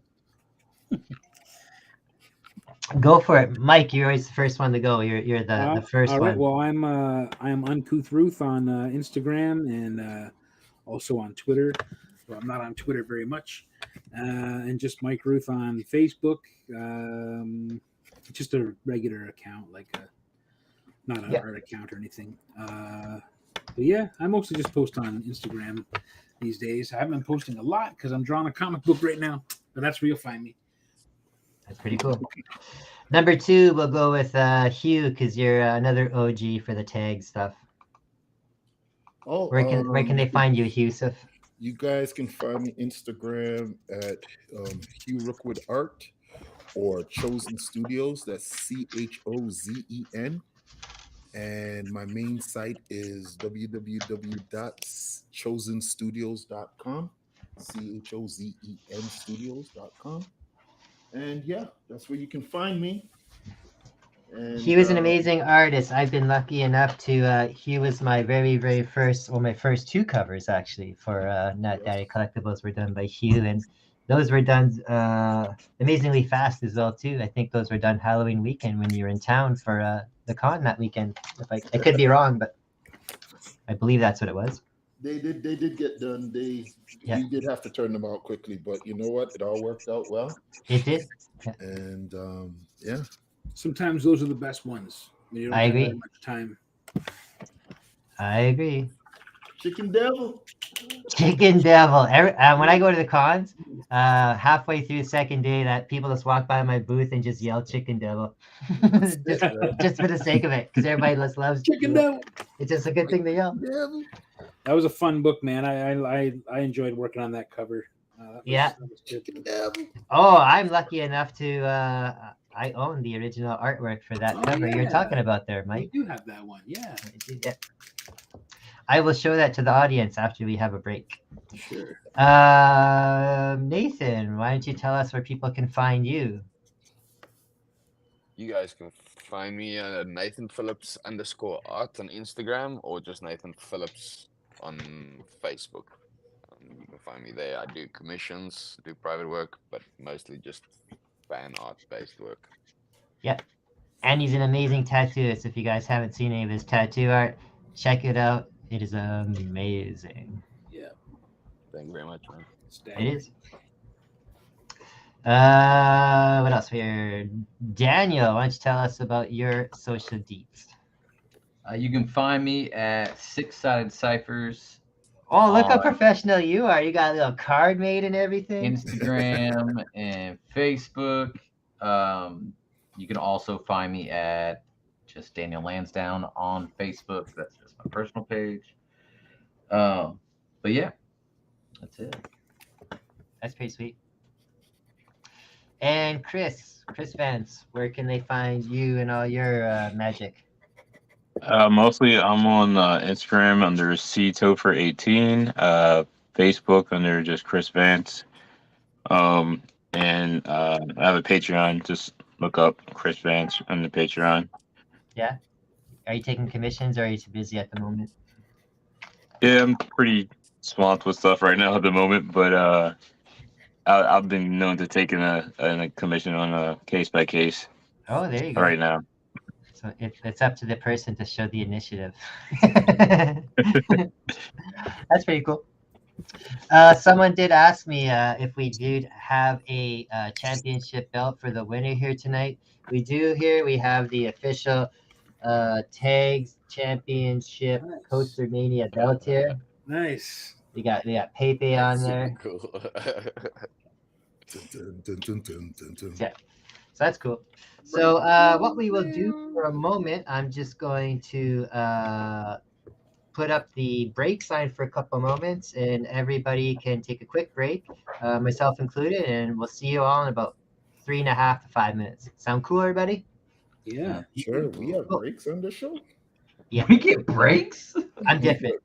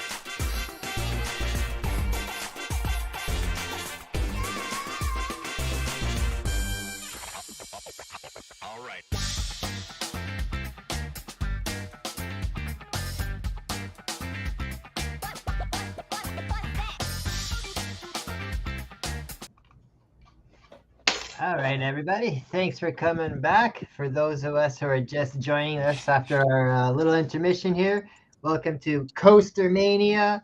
It is the Things Are Getting Sketchy version of WrestleMania. We got 5 men here tonight, 5 furious artists, all going fatal 5-way for the it's upside down. We got the Coaster Mania Championship belt here up for grabs. These gentlemen have been putting in some tough rounds. They've come out swinging. First, we got Mike Rooth here. Oh, Mike, are you waiting for someone to draw something? I think I got a Maestro, right? For yes, Pena? that's correct. You got Maestro going. So All yeah, right, we Mr. got Pena. Mike. He's starting up with Maestro. I'm ready. We got marvelous Mike Rooth here. He may be small in stature, but grand in heart. I'm so small in stature. And he's got a beard to kill for. Also joining us tonight, coming out swinging from South Africa, we got Never Late Nathan Burton Phillips. I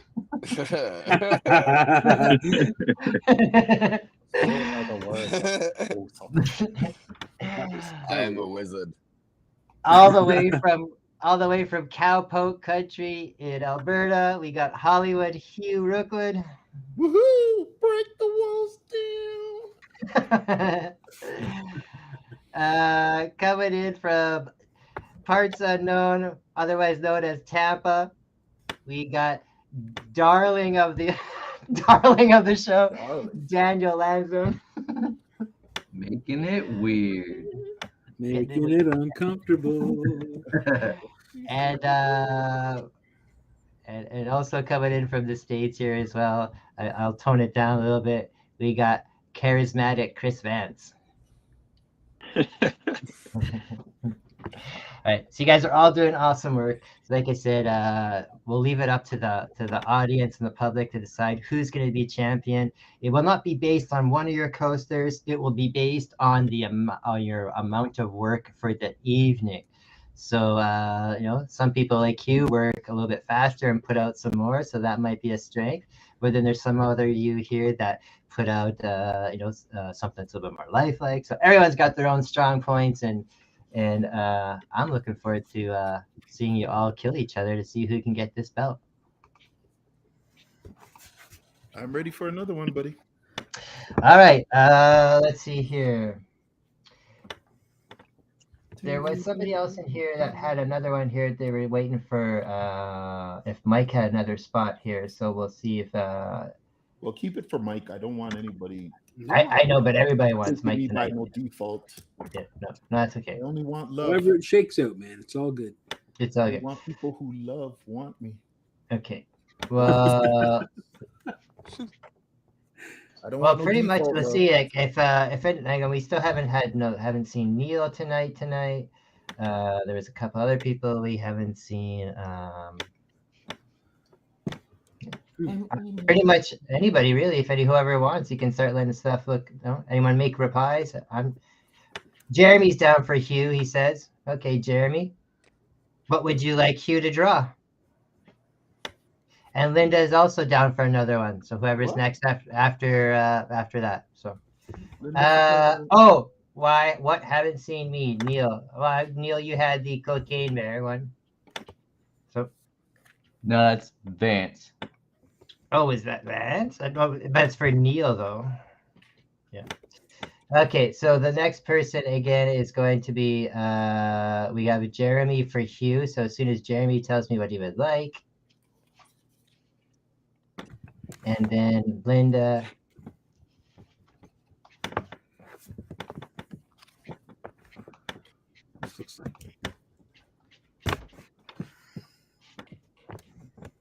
Yeah, see, Cocaine Bear is mine for Smokey Haas. So I think Neil's hanging out with Smokey the Bear there. Okay, so Hugh, we have Jeremy wants grind from Melting Pot. So GRINNED from Melting Pot. GRINNED from Melting Pot. Jeremy keeping everyone sharp today. Yeah, I know Melting Pot is that book that had Ninja Turtles and stuff in it, but I think it was like an anthology. I don't remember off the top of my head. Oh, right. Okay, yeah. Interesting. Hey, man, I know you guys probably saw this, but how fucking cool was it to see that Daredevil covered by Kevin Eastman? Awesome. Oh, I knew about that a couple months ago and I pre-ordered it. Oh, did you really? Oh, I didn't know about it. did. I thought that was such a trip, man. Okay. I know that was like a big deal for him too, so that's pretty cool. I hate saying all this stuff, but all the cool stuff that we've talked about tonight, you guys would all know about if you watched the Nat Daddy show. Jeez, all right, fine. Not to mention, I'm every having one of you problems get finding this mentioned. character. I'm sorry, what's that? I'm having problems finding this character. You Oh, said it's Grinner. Grinner. He typed it in wrong. Oh, okay. Yeah. I mention every one of you guys on my show all the time because you guys are all fabulous talents. We appreciate you. Thank you. Yeah.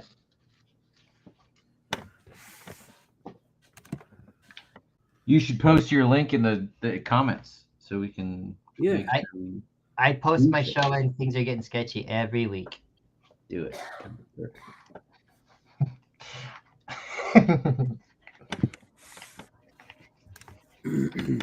It's always Thursdays. I'll make it easier for you guys.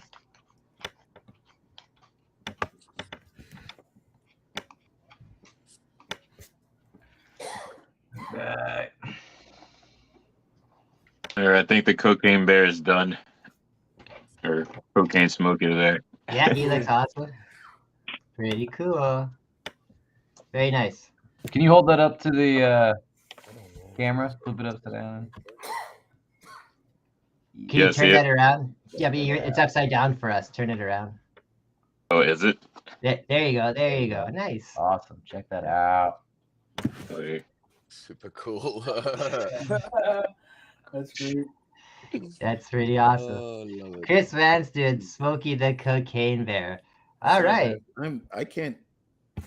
You can't find that Grinner? Yeah, I don't know which is the.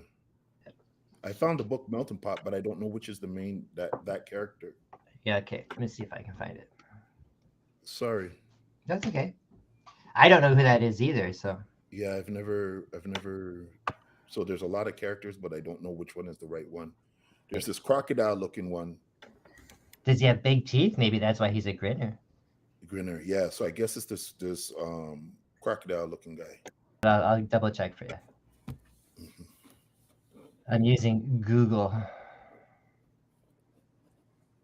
Google.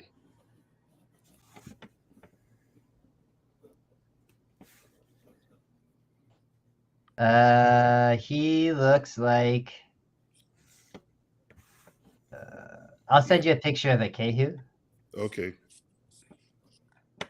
Yeah. Yeah. Okay, I'll send it to you right now. Crocodile. I'll send it to you. I just want to make sure that I have the right guy. Well, for sure you do. Okay, sir, it is. Oh, that's not it. It is on its way to you. Thank you, sir. Yeah. Okay. Beautiful. Excellent. Thank you, sir. You're welcome. Yep. Oh, Neil did it. Neil sent one as well too. Yeah, he's the green thank gator you, looking guy. Yeah, everyone's got it. Yeah, we're good. Linda, what would you like? Because that is who will be drawing. Chris will be drawing for next, I believe. What am I drawing? I'm just waiting to see. My Little Pony Xenomorph style. My Little Pony Xenomorph. Xenomorph style? Yeah, I Oh, forgot. nice. I forgot Linda likes Okay. My Little Ponies. Adventure Brain. That'll be fun. Yeah, that'll be a good one. Linda must have the craziest My Little Pony collection by now. Yeah, the last one I hosted, she got My Little Pony Wednesday Addams. Oh, nice. That's great. That was pretty sweet.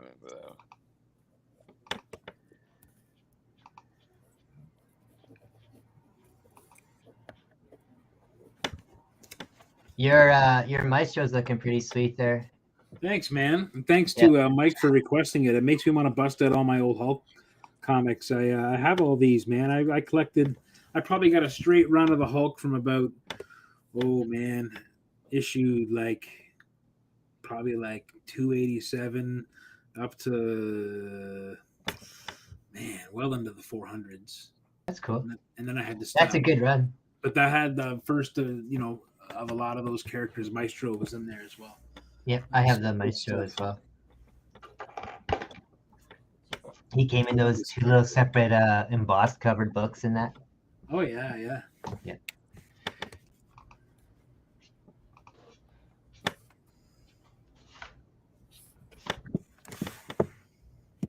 The Hulk was a great comic to collect as a kid because before it got into the Peter David and years and all the Dale Keown stuff, you could grab a Hulk comic book from the quarter bin.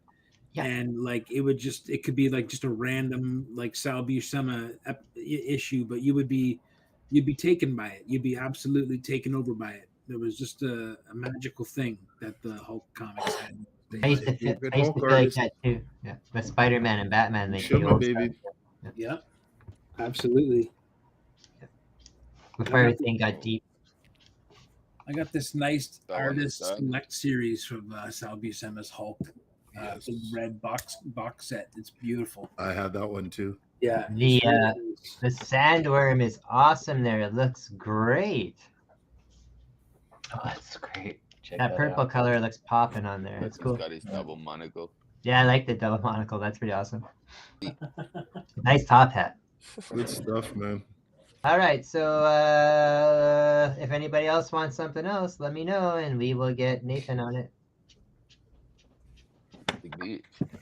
And also tonight as well, too, because it's a little bit of a shorter night, and we got more artists in that, it is okay if we make it a little bit of an earlier night as well. So.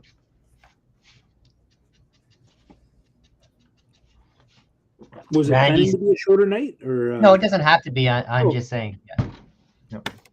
Because it was we didn't have a whole lot of request people. Randy says the coaster is awesome.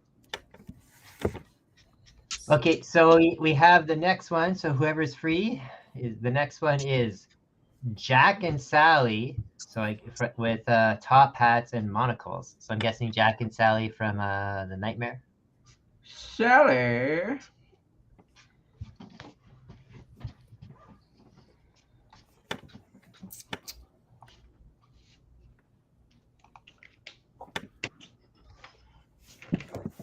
David will take Nathan. Yeah, so he'll do a Jack and Sally with top hats and monocles for you there, Nathan. It always sounds weird when I say that because with my name being that too, so it's just a weird thing. Yeah. Who's that? That is for David Celebaro.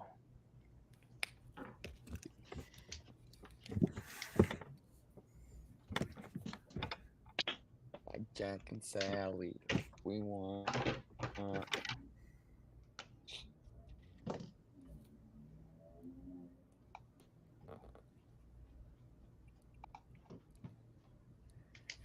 Mike's doing the Maestro. Jack and Sally with monocles. And top hats. Alrighty then. Let's do it. Top hat heavy night. It's classy. Pinkies up. Kind of evening. People here. What are you talking about?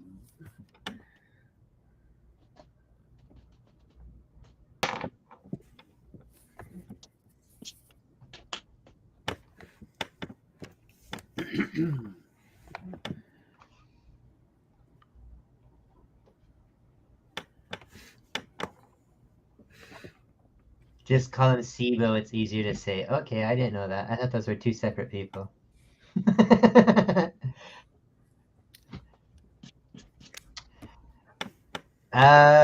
If somebody else wants to get another one in there too, you guys keep the requests coming in there because it looks like Daniel's almost done. Not that I'm critiquing him, but it looks like he's getting close to being done. Old Greaseball there. Oh yeah.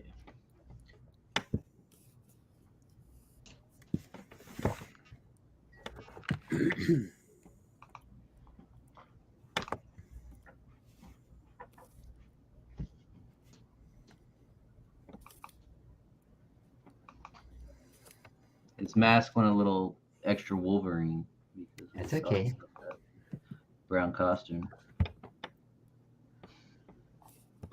So, have you got a favorite WrestleMania moment, Mr. X?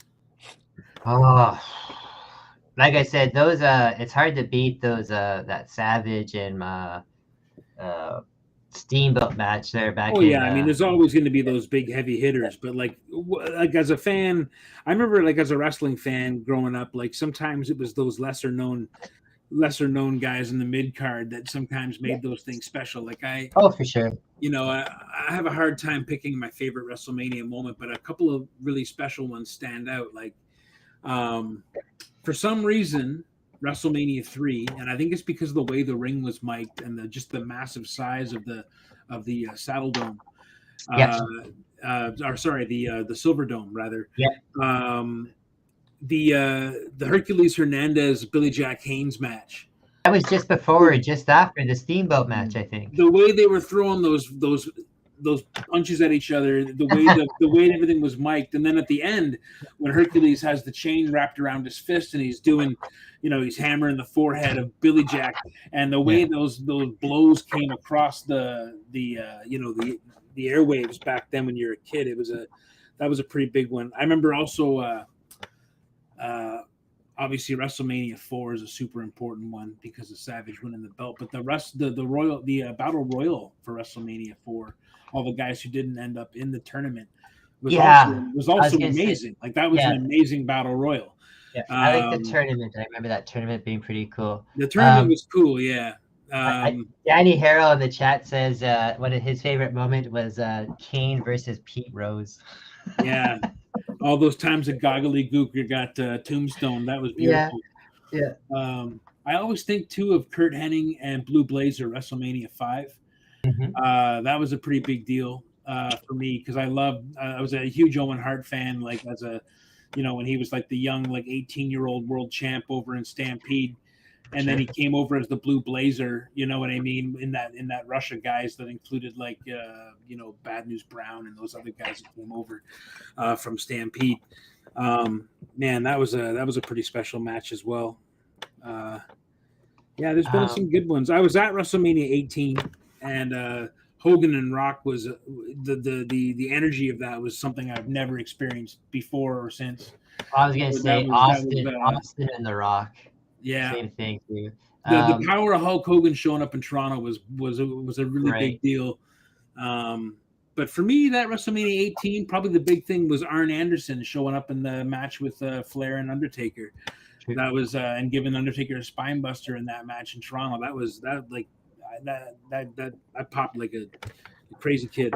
That was awesome. And I know we've mentioned it a few times already, WrestleMania 3, but the Hogan versus Andre, just when Hogan slams Andre, which other people had done before, but they just made it like, oh my god, that was like the one thing that had never been done ever in life. Oh, they did such a good job selling that story. Hogan slammed Andre only 2 years earlier in Japan many times, and even Ricky Choshu at 5'6" and 240 pounds, he slammed Andre the Giant. And Big John Studd even Harley Race picked up Andre the Giant and walked across the ring and slammed him.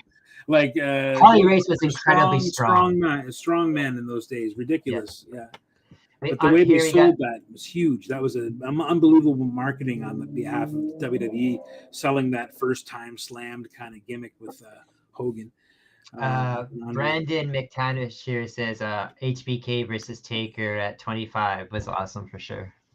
See, that's the thing. I can't figure for me they all blur together. What's a WrestleMania? What's a SummerSlam? What's a Royal Rumble? Sure, yeah. I always like Survivor Series. Survivor Series is always one of my favorites. Like the original stuff.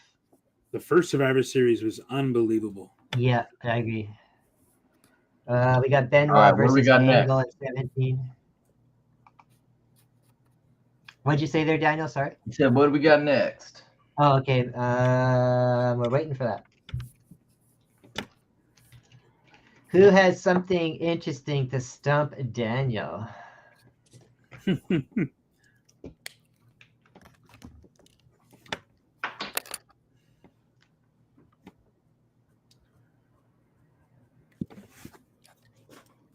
So thirsty. We'll wait for that answer to come in. All right. And in the meantime, I'm going to start drawing Stump from the Intergalactic Wrestling Federation. Okay. That's cool.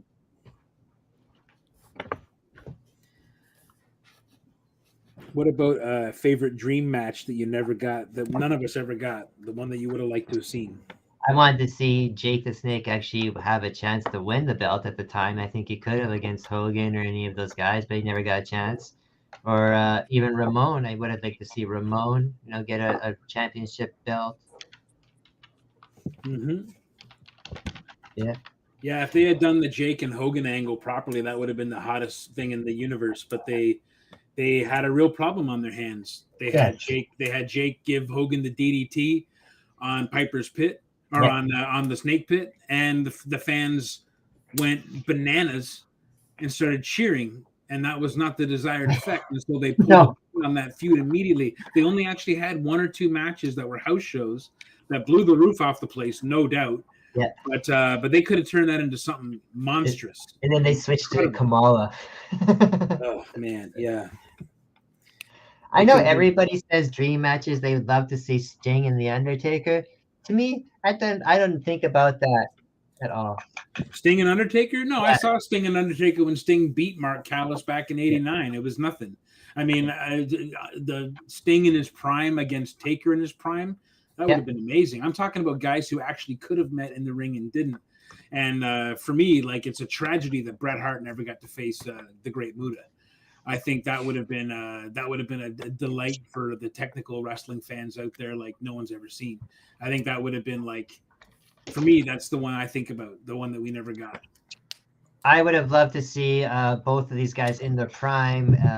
No politics, none involved, would be Hogan and Flair, because that never happened properly. Never properly, but man, when it did, it was huge. It was, and then it was shitty when it happened. Yeah. The weird thing was they had Flair kind of go over Hogan clean in the house shows, though. They had Flair beat him with a foreign object hit. Still, he pinned him, though, and that was a rare thing to happen.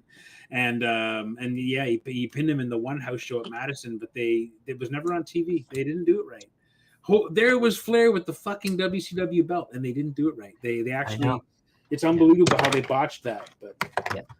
And one thing I know people always talk about, and it was huge, and people don't understand that the severity of it was the screw job out in Montreal there.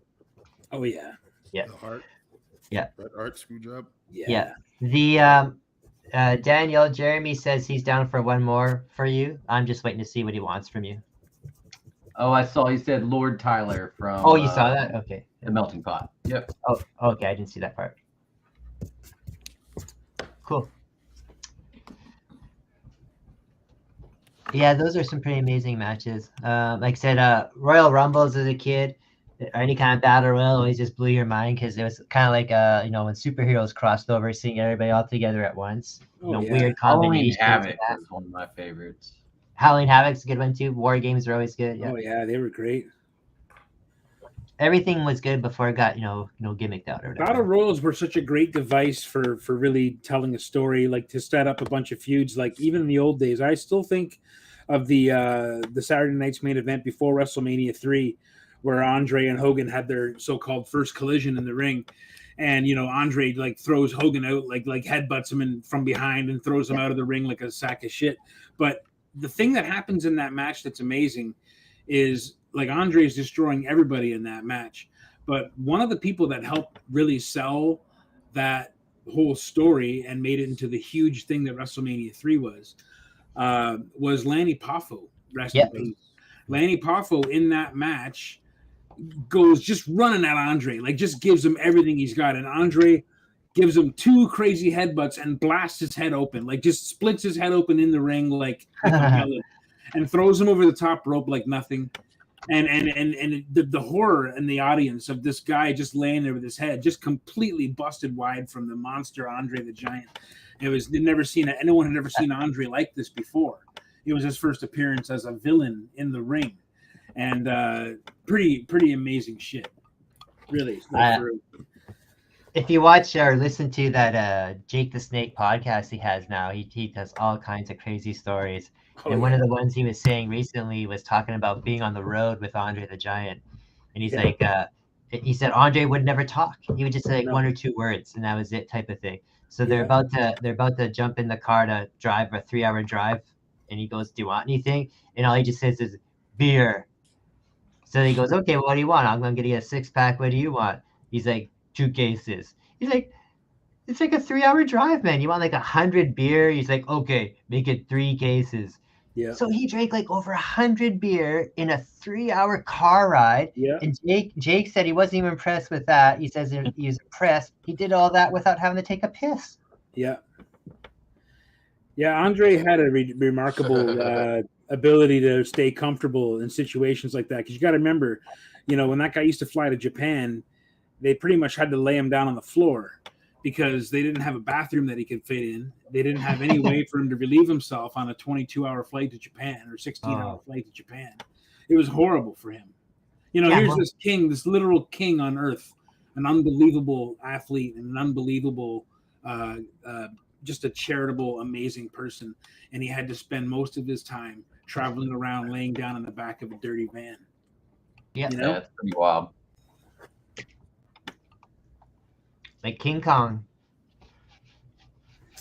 Yeah, pretty much. That's another guy that was always pretty cool too. Is guys like that. It's remarkable how big they moved around. Like King Kong Bundy, Bam Bam Bigelow. Bam Bam Bigelow, man. Bam Bam. That guy, Jersey boy. Yeah, man, he flew like he was half the size he was. Yeah, he was one of the greats, man. Dude, I loved Bam Bam growing up. Yeah. Just for being from New Jersey, it was so cool to see him wrestle. Oh, yeah. Big Boss Man, another guy that, I'm sure he was a really good wrestler, but you never really saw him do too much, but he was always around just because he could capture that audience. Oh, Boss Man could move in the ring like he was like a snake in the ring. That guy was unbelievably fast.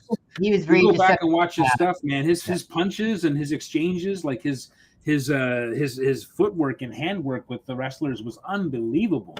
That guy must have been a trained fighter, I think, because he could really move around in the ring in a way that was different than those other big guys, He was a cop or something like that. He was a real prison guard. He was a real prison guard, but he was very young when he did that job. But yeah, he spent most of his he was only like 40 something when he died. Like he spent most of his time as a wrestler. Yeah. I always liked Beefcake too. That's another guy that could never really wrestle, but always was around because his best friend was Hulk Hogan. Yeah. Horrible wrestler. Yeah. But he always had a good gimmick. But he was always nice. I met Beefcake before. He was a nice guy. Yeah, I met him before too. Nice guy. Yeah. Guys that I always thought were stupid wrestlers when I was a kid, but because I didn't appreciate them because they weren't cartoony and gimmicky, was a guy like Greg Valentine. Amazing wrestler, but again, just not super flashy or anything. Yeah, it's crazy. We you think about guys like, honestly, when I watch wrestling now, a lot of the time what I'm doing is I'm watching old footage of guys like Paul Orndorff or Kurt Hennig or Rick Rude. Go watch some Rick Rude matches from Japan when he was WCW champ in Japan. Like that's some crazy stuff. His finishing move, he wasn't allowed to use the Rude Awakening, so he had to use a flying knee drop, and he made it look like he would kill people. Like the way he would land that knee was so artful. Like he'd pin Sting clean with a flying knee drop. It was just a beautiful thing to watch. Like just a totally different thing over there, And really cool. Those are the things I watch. Like Paul Orndorff, when you really watch Paul Orndorff matches, you realize that there never would have been a Hulkamania if it hadn't been for Paul Orndorff. Exactly. Same with Cowboy Bob Orton. Yeah. Everybody thinks, Randy Orton, he outperformed his dad in that. If you go back and watch Cowboy Bob Orton, he was pretty amazing. Yeah. What about Superstar Billy Graham, man? Yeah. Another one there too. Superstar. Or Jesse Ventura. All those older guys, right?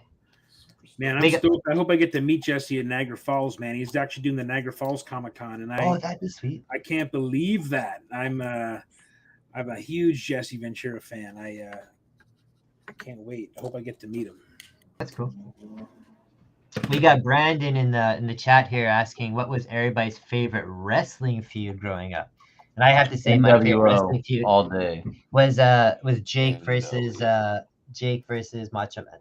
You know, when Macho Man got bit by that cobra for real, I've seen them talk about that so many times, and it's real. It's crazy. Jake, It's real. I know. Yeah, Jake went backstage and slapped that snake around for like 2 minutes, making it mad. And Randy just got so mad, almost killed him afterwards. Like, oh yeah, yeah. That's a good question, man. I'm not sure.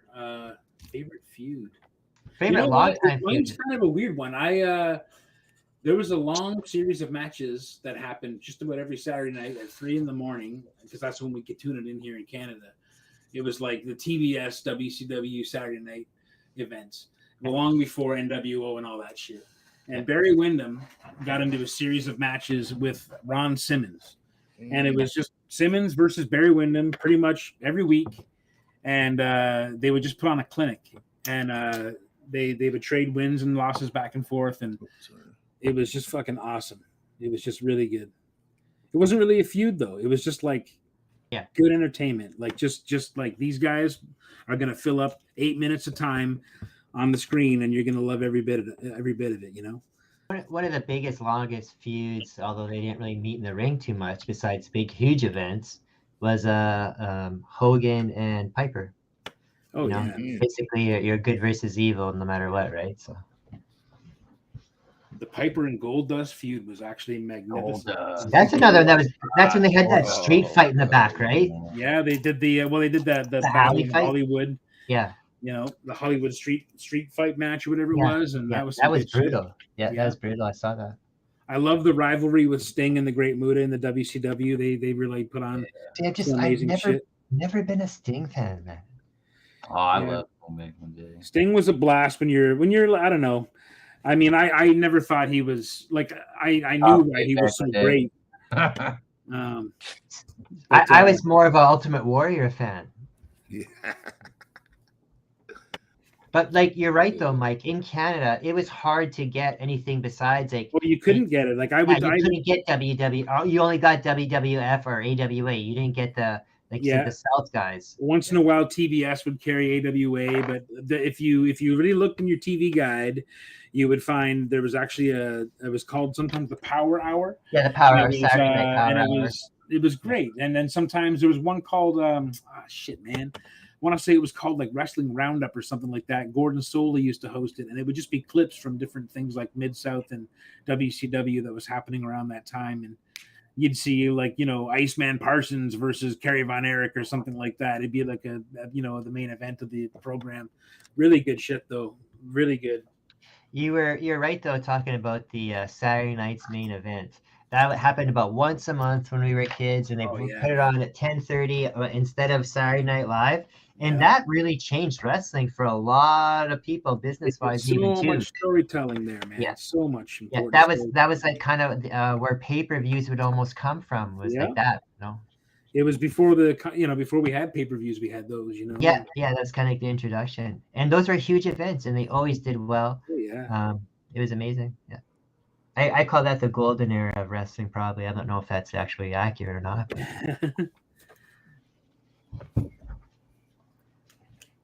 Yeah, good stuff. Well, we probably killed half our audience with our wrestling nerd stuff, but you know what? No, we knew that coming in. I told everybody this is going to be it. Stephen saying Macho Man versus George the Animal Steel. That was a long time classic one. Those stories. Yeah. But those ones were good stories. Yeah. George Steele had the most to this day. Still to this day, George Steele had the most terrifying finishing hold I've ever seen. I don't know how he used to pull it off. I don't know how he could. I don't know how the guy receiving it could fake it. But it was a simple. It was a simple move. It was just called a flying hammerlock, and he would basically put you in a hammerlock with your arm bent behind your back, and he would lift you up by the forearm over his head, and it would suspend you by your bent arm behind your back. And my dad would just about wince out loud when he would do this to guys on TV, because Dad always had a bad shoulder. And I remember just like thinking, how are these guys not having their rotator cuff just torn right the fuck out every time he does it? You know, I always liked the claw, and I also laughed at the claw, because the claw and one thing can really hurt. But a lot of the times when people get the claw done to them, it looks laughable. Oh, yeah, the claw. Yeah. Some guys could make it work, you know. Like Jake the Snake with the DDT, one of the simplest moves out there, and other people use it all the time, but nobody was as deadly with him doing the short arm clothesline, setting up for the DDT. Like he just did his different, man. Yeah. No one's been able to redo it, and yeah. they can't even properly motion capture it. Really, there's something that he just did that was different. The way the opponent would land. That was his move, man. But you know who also it's an unpopular opinion, but if I had to say, if anyone out there had a better DDT than Jake Roberts, I don't think there is. But if there was someone who did, it would be Arn Anderson. That guy used a DDT as his finisher for years, and it was so tight and fast. It was a ridiculous looking move. He made it look so good. He did a great DDT. Cody Rhodes also has a great DDT. Well, and who do you think taught him that? Oh, sure, I have coming to town in April somebody that just graduated from the Cody Rhodes wrestling school. Oh, nice. Yeah, and somebody else that graduated from the Nightmare Academy. Huh.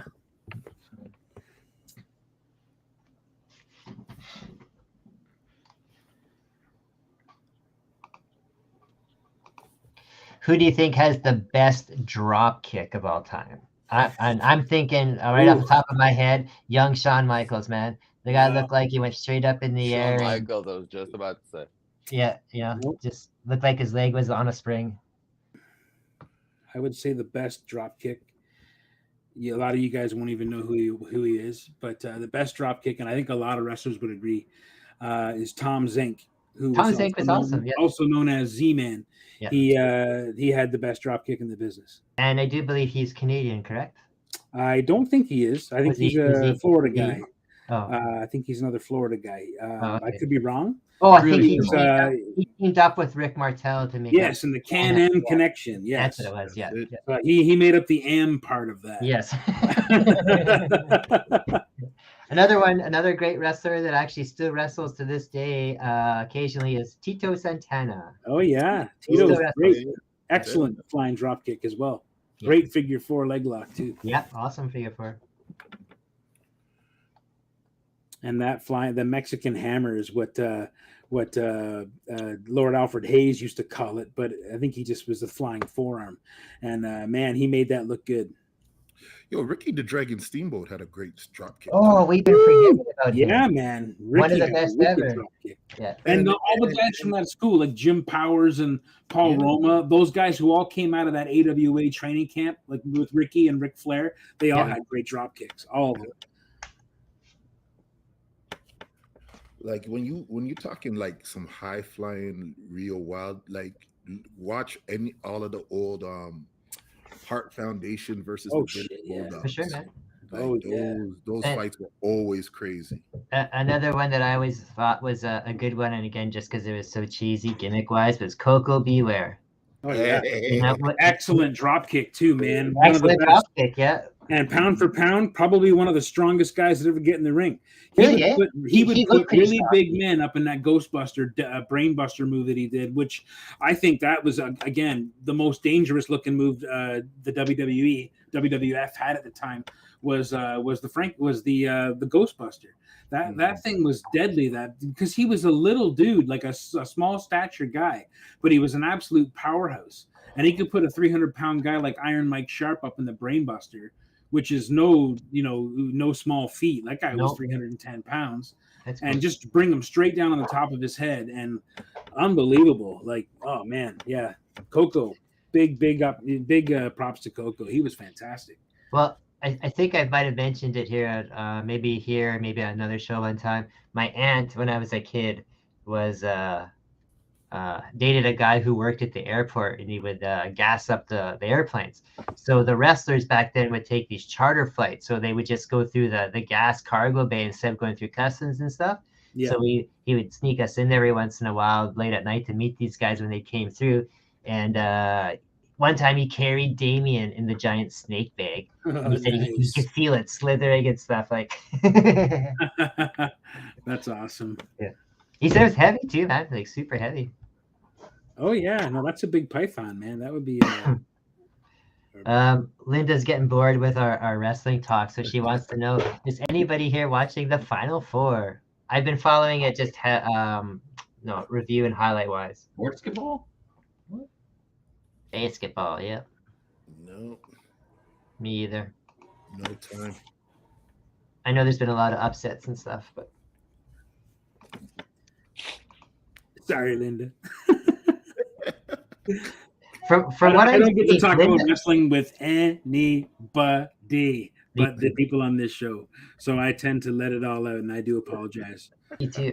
I had that wicked time. We had the AEW Dynamite and Rampage broadcast from Winnipeg here a couple weekends ago. That was awesome. I just happened to luckily sit by Thunder Rosa there because she's injured, so she was doing some commentary. So I got to talk to her for a couple minutes, take a picture. That was pretty awesome. Yeah, she's cool. I know it sounds so creepy, but I tell everybody she smelled so good, man. Yeah, it's kind of creepy. Yeah, I know, but when it was just, oh, you're around all these wrestlers, and you just smell so good. Yeah, very nice lady. I wished her well. Oh, Rob says SummerSlam's in Detroit this year. Rob, you should try and check that out, man. That'd be awesome. I'm very happy that no one so far tonight has played spoiler and mentioning the results going on tonight. And yes, Rob, I would have had a blast at Astronomicon meeting all the wrestlers. I definitely do have to get a passport. That's on my list of things to do. It's a nice thing to have. I'm just being lazy. No, I get it. Yep. I have so many other things to do. That's just not a top priority. I understand. It's the only ID I have, so it's the one that I'm always up to date on all the time. Mm-hmm. Well, you have to then for your business and that.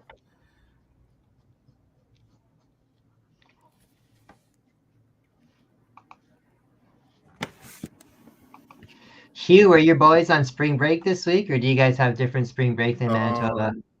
Next week. Oh, you guys have next week. Okay. Oh. Yeah, they have another week next week, I believe it is. Okay. These guys get the most holidays out west, buddy. Well, there's no such thing as a full week of school for kids anymore. Danny Harrell has just said to me, no spoiler alert, but it hasn't been great so far. That's all right. I'm okay. I'll watch it when I can. Tomorrow, I'm hosting a little bit of we'll see who shows up. I threw an invite to a bunch of people. Just a little watch party with the wrestlers, WrestleMania. And I told everybody that they have to wear wrestling themed stuff. And most of the people I invited are actually the wrestlers who I go on tour and that with. So I'm hoping they show up in their gear, and I'm just gonna be freaking out my neighbors, wondering what the fuck's going on there. All these giant guys in wrestling gear coming into my house. WrestleMania parties are awesome, man. Yeah. I miss that. If anybody here gets a chance or remembers, you can check out on the Nat Daddy page there. But if not, if you just want me to send you links, I can send you the YouTube link for the last match from our main event there. It was tables, ladders, and chairs match, 3-way tag team. And every person in this match is about 300 pounds plus. And all my age and older, late 30s, early 40s, almost 50s. So it was very, very destructive. So if anybody wants to see that, let me know. Yes, please. Okay, I'll send it all to you. A lot of Advil was employed the following day. That and beer, I'm sure, for these guys. Yeah, it's kind of an impromptu thing at my house there for Nathan's. That's true. I had one of the guys reach out. There's a restaurant in town here that's hosting it, and some of the wrestling guys are going to it. And I said I couldn't go tonight because I was hosting this. So they said, "What am I doing for tomorrow?" And I said, "Oh, I'm gonna maybe watch it on my Amazon stick." And the other guy's like, "Okay, well, I'll bring food." And then that turned into, I made a poster within like 20 minutes and threw it up all over the place. Nice. So, it'll be fun. Yeah, absolutely.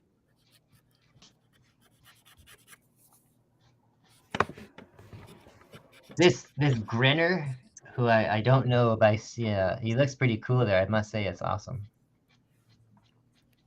I like that. And Maestro's looking pretty awesome. Thanks, man.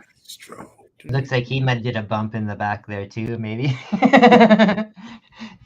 He's looking a little coked out a little. A little bit, yeah.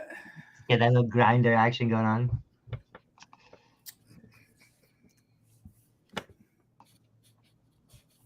Wait, what is this person you're doing there, Daniel? Lord Tyler? Is that his name? Yeah, another one from Melting Pot? Yep. That was what, Eastman Yeah. Easley combo? Yeah, it was Eastman, and I know you definitely had the turtles in there too. Hey Mike, Linda just said that Carl just said that if you ever cut Mike, little tiny wrestlers bleed out of him. Carl Waller, baby.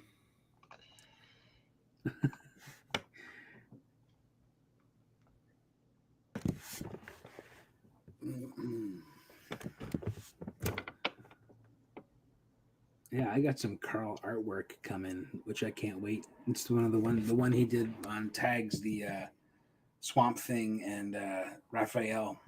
Oh, nice. Yeah, that was nice. Super stoked. That's showing up in the mail one day soon, so I'm pretty happy about that. It's probably sitting in Canadian Customs right now, being inspected. Yeah.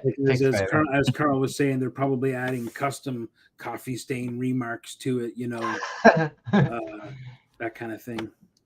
I got Carl working on a couple blanks for me too, but no rush or anything. But that's awesome. One's a Red Sonja and one is Buffy, I believe.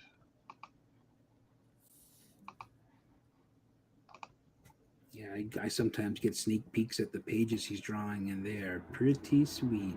That's cool.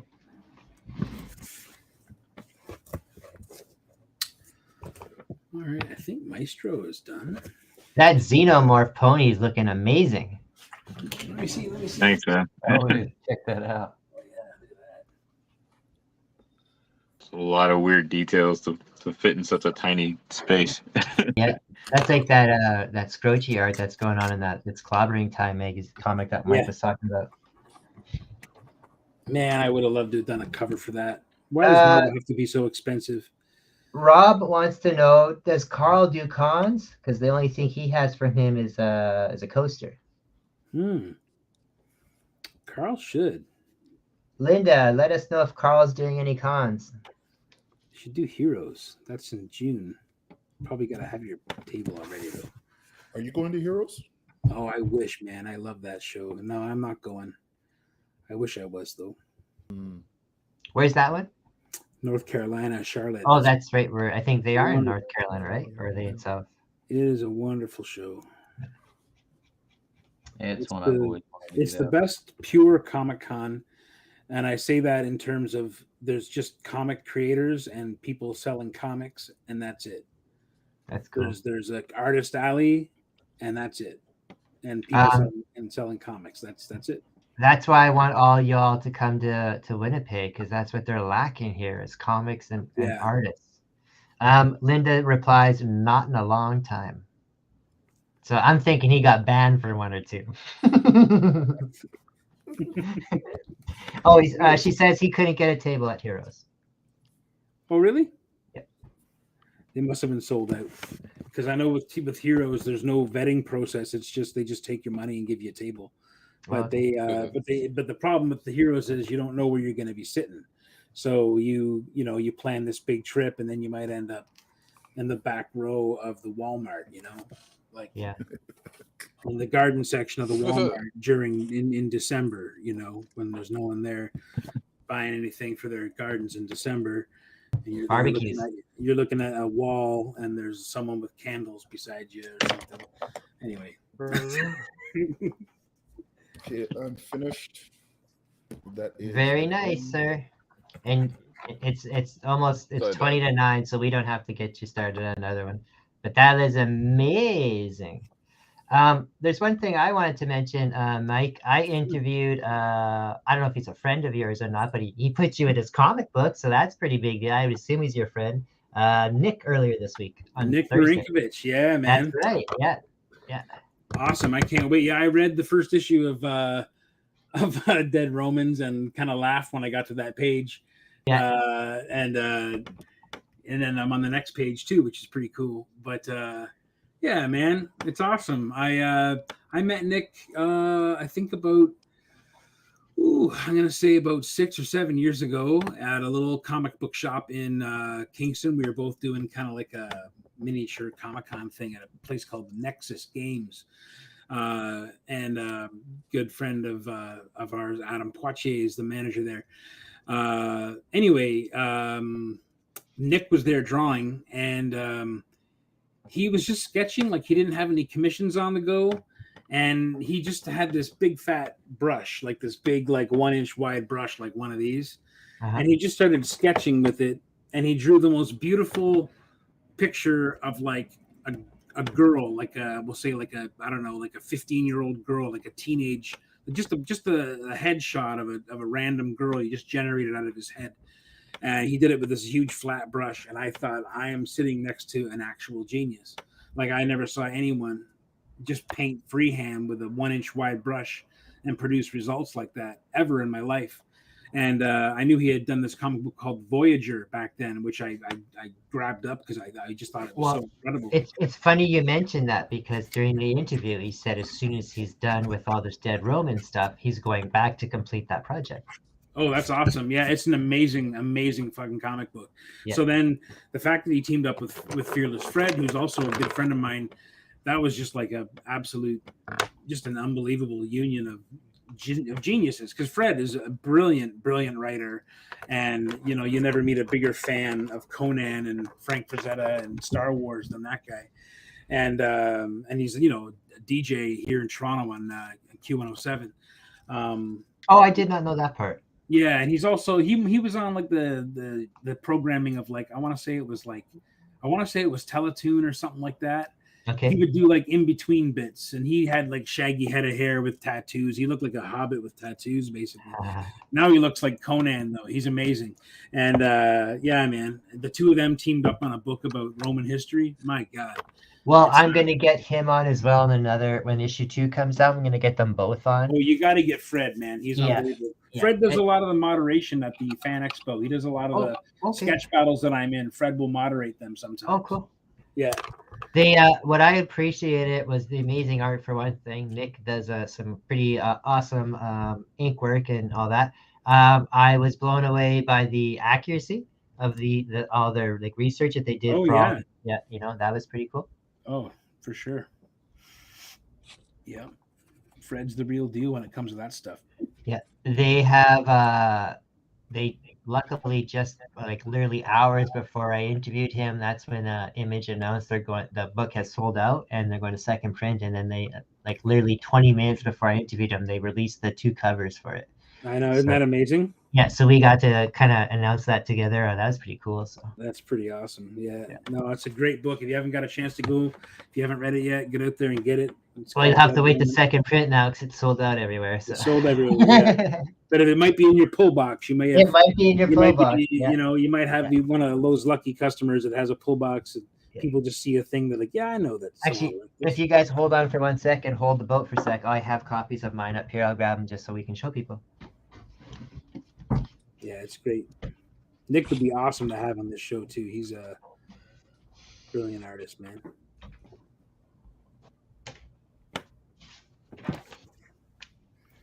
All right. Well, I'm just kind of like doing some little touch-ups on this, but I don't know. Don't we usually go to 10 o'clock? Oh, I guess it's already quarter to 10. Oh, yeah. Yeah, he's been staying at an hour early. That's right. We're almost at 10 here. That's right. Yeah. All right. Well, that was fun. Had me confused too. I was like, oh shit. I normally do 4. I've been drawing that long. I normally do 4. I guess getting the rust off today.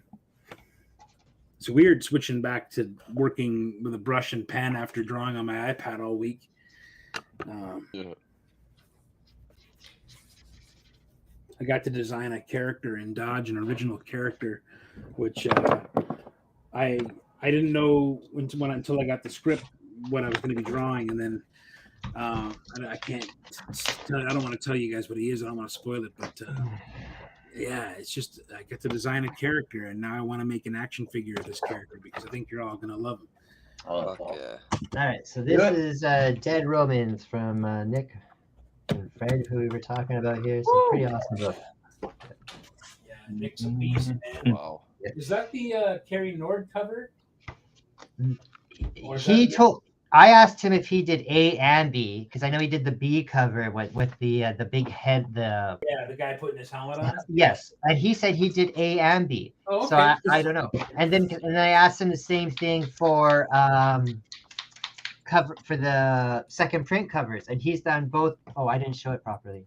The second print covers are all both done by him as well too. Yes. Oh, you know what, dude? Listen. When you get to that kind of stage, when you get your own book that you get to draw every month at Image Comics, you draw your own goddamn covers. Yeah. Like it's got to be your covers. Like I will say, all the variant covers in the world for sure, but on your book, you got to draw your own cover too. I will say there's a couple store exclusives for the issue number 1 there, and one of them is an homage to Nintendo Power magazine, and it looks pretty darn amazing. Right on. That's fun. That is pretty cool. No, I don't mean to like harp about that, but I'm telling you, you get that opportunity to get your story out there. You got to do your own covers, man. That's like Oh your yeah, for chance sure. to- I just didn't know if he had time to get it done. Type. Oh of no, thing, that's you the know? thing. Like I was waiting to see. I was He frankly, just if I announced can- it, and yeah. So. if I can be honest with you, I was desperately hoping that my phone would ring. Oh, cool. When they got the second print announcement, I was like, oh come on guys, give me the call. I'm ready. I'm ready. I'm busy as shit, but I'll do it for you. I'll find a way. You know. I know. There's a few people watching tonight, so we'll see. Maybe I gave him the invite and the link to the show, so maybe he'll check it out. Oh, cool. Well, I'm just going to use my remaining time of the show here to fancy up these coasters a little bit. So Yeah, everyone's just kind of finishing up there. Kind of works out perfect time wise. I'm sorry if I didn't get to anyone's coaster. If I didn't get to your coaster, The only person you didn't get to was Neil wanted you to get to do a cocaine Smokey Bear, but we can get that done next time. oh, are we all doing cocaine, Smokey the Bear? Well, apparently Neil wants you guys all to do a cocaine Okay. Smokey Bear. And Michael Okay, Aaron cool. Pella, he's asking, is this the last coaster night of the season? It is not. I believe it's the second One last more. coaster night. Yeah, I think there's one more. Yeah. Yeah. I've been lucky enough to host 2 this year, which I think maybe 2 of the 3 so far. That's awesome, man. Yeah. One which was scheduled like this, and then one I had to quickly pop in for Stefan when he needed a quick What's on replacement. the schedule for next week? Do you recall? I do not know.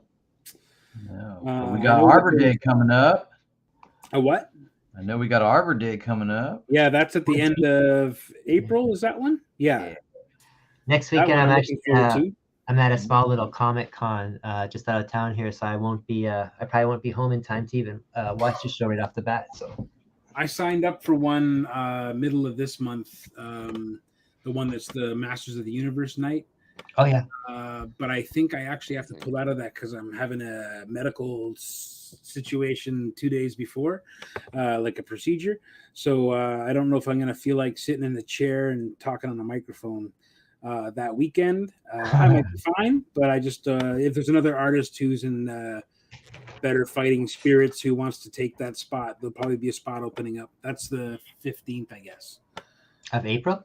of April. Yeah. If I'm not in, I'll take it.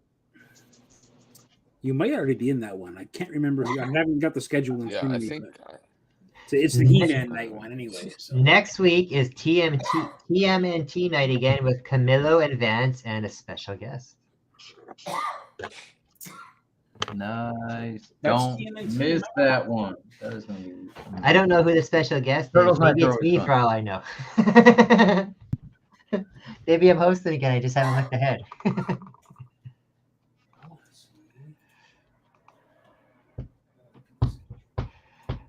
Everyone has done some wicked work tonight. I want to thank everybody for coming to perform tonight. You guys all did your greatest work here, trying to win this championship coaster belt here. Like I said, we're gonna leave it up to the fans here. I will post something in there when the artwork all goes up, when Stefan does his posting of the auction, and make sure everybody kind of votes on that a little bit too. And like I said, the champion is who did the best work you think of the evening, the best performance of the evening, not per individual coaster, but for just throughout the whole show itself. So. And I do have confirmation here that Rob Denner is hosting TMT night. I should have remembered that. And I see that I'm not on that one. I thought I was, but maybe I got scrubbed off. Oh, maybe they thought that was the weekend of your procedure. I see that you have a special guest though, so if I got bounced for that special guest, then that's totally fine. Maybe you are the special guest and you don't know. No, I'm looking at it right now. It ain't me, but that's okay. You guys are in for a treat for sure. Yeah, I think I know who it is too, actually. Sweet. Anybody else have any last parting words to say? Mike, do you have anything else you'd like to say before we go? No, man. Just be good to each other. I think I only see you guys once more between now and the end of the season. Yeah. I think I'm on the final episode of the year at the end of May, but I think I'll see you guys again, I guess, at the end of this month for Arbor Day. I'm going to try and get you on for a little quick interview with my show at some point in the future. I just know both our schedules have been very busy. But be good to each other, and happy Easter if it's something you celebrate, and happy all kinds of cheap candy day if that's something you celebrate. The day after Easter. Happy WrestleMania too. And happy WrestleMania to y'all. Yeah. Artist number 2 on my list here is Nathan. What would you like to say closing argument wise? Don't forget to promote yourself. Dudes, just enjoy what you do. Whatever you do, fucking enjoy it. Yeah. That's all I can say. That's a good tattoo right there.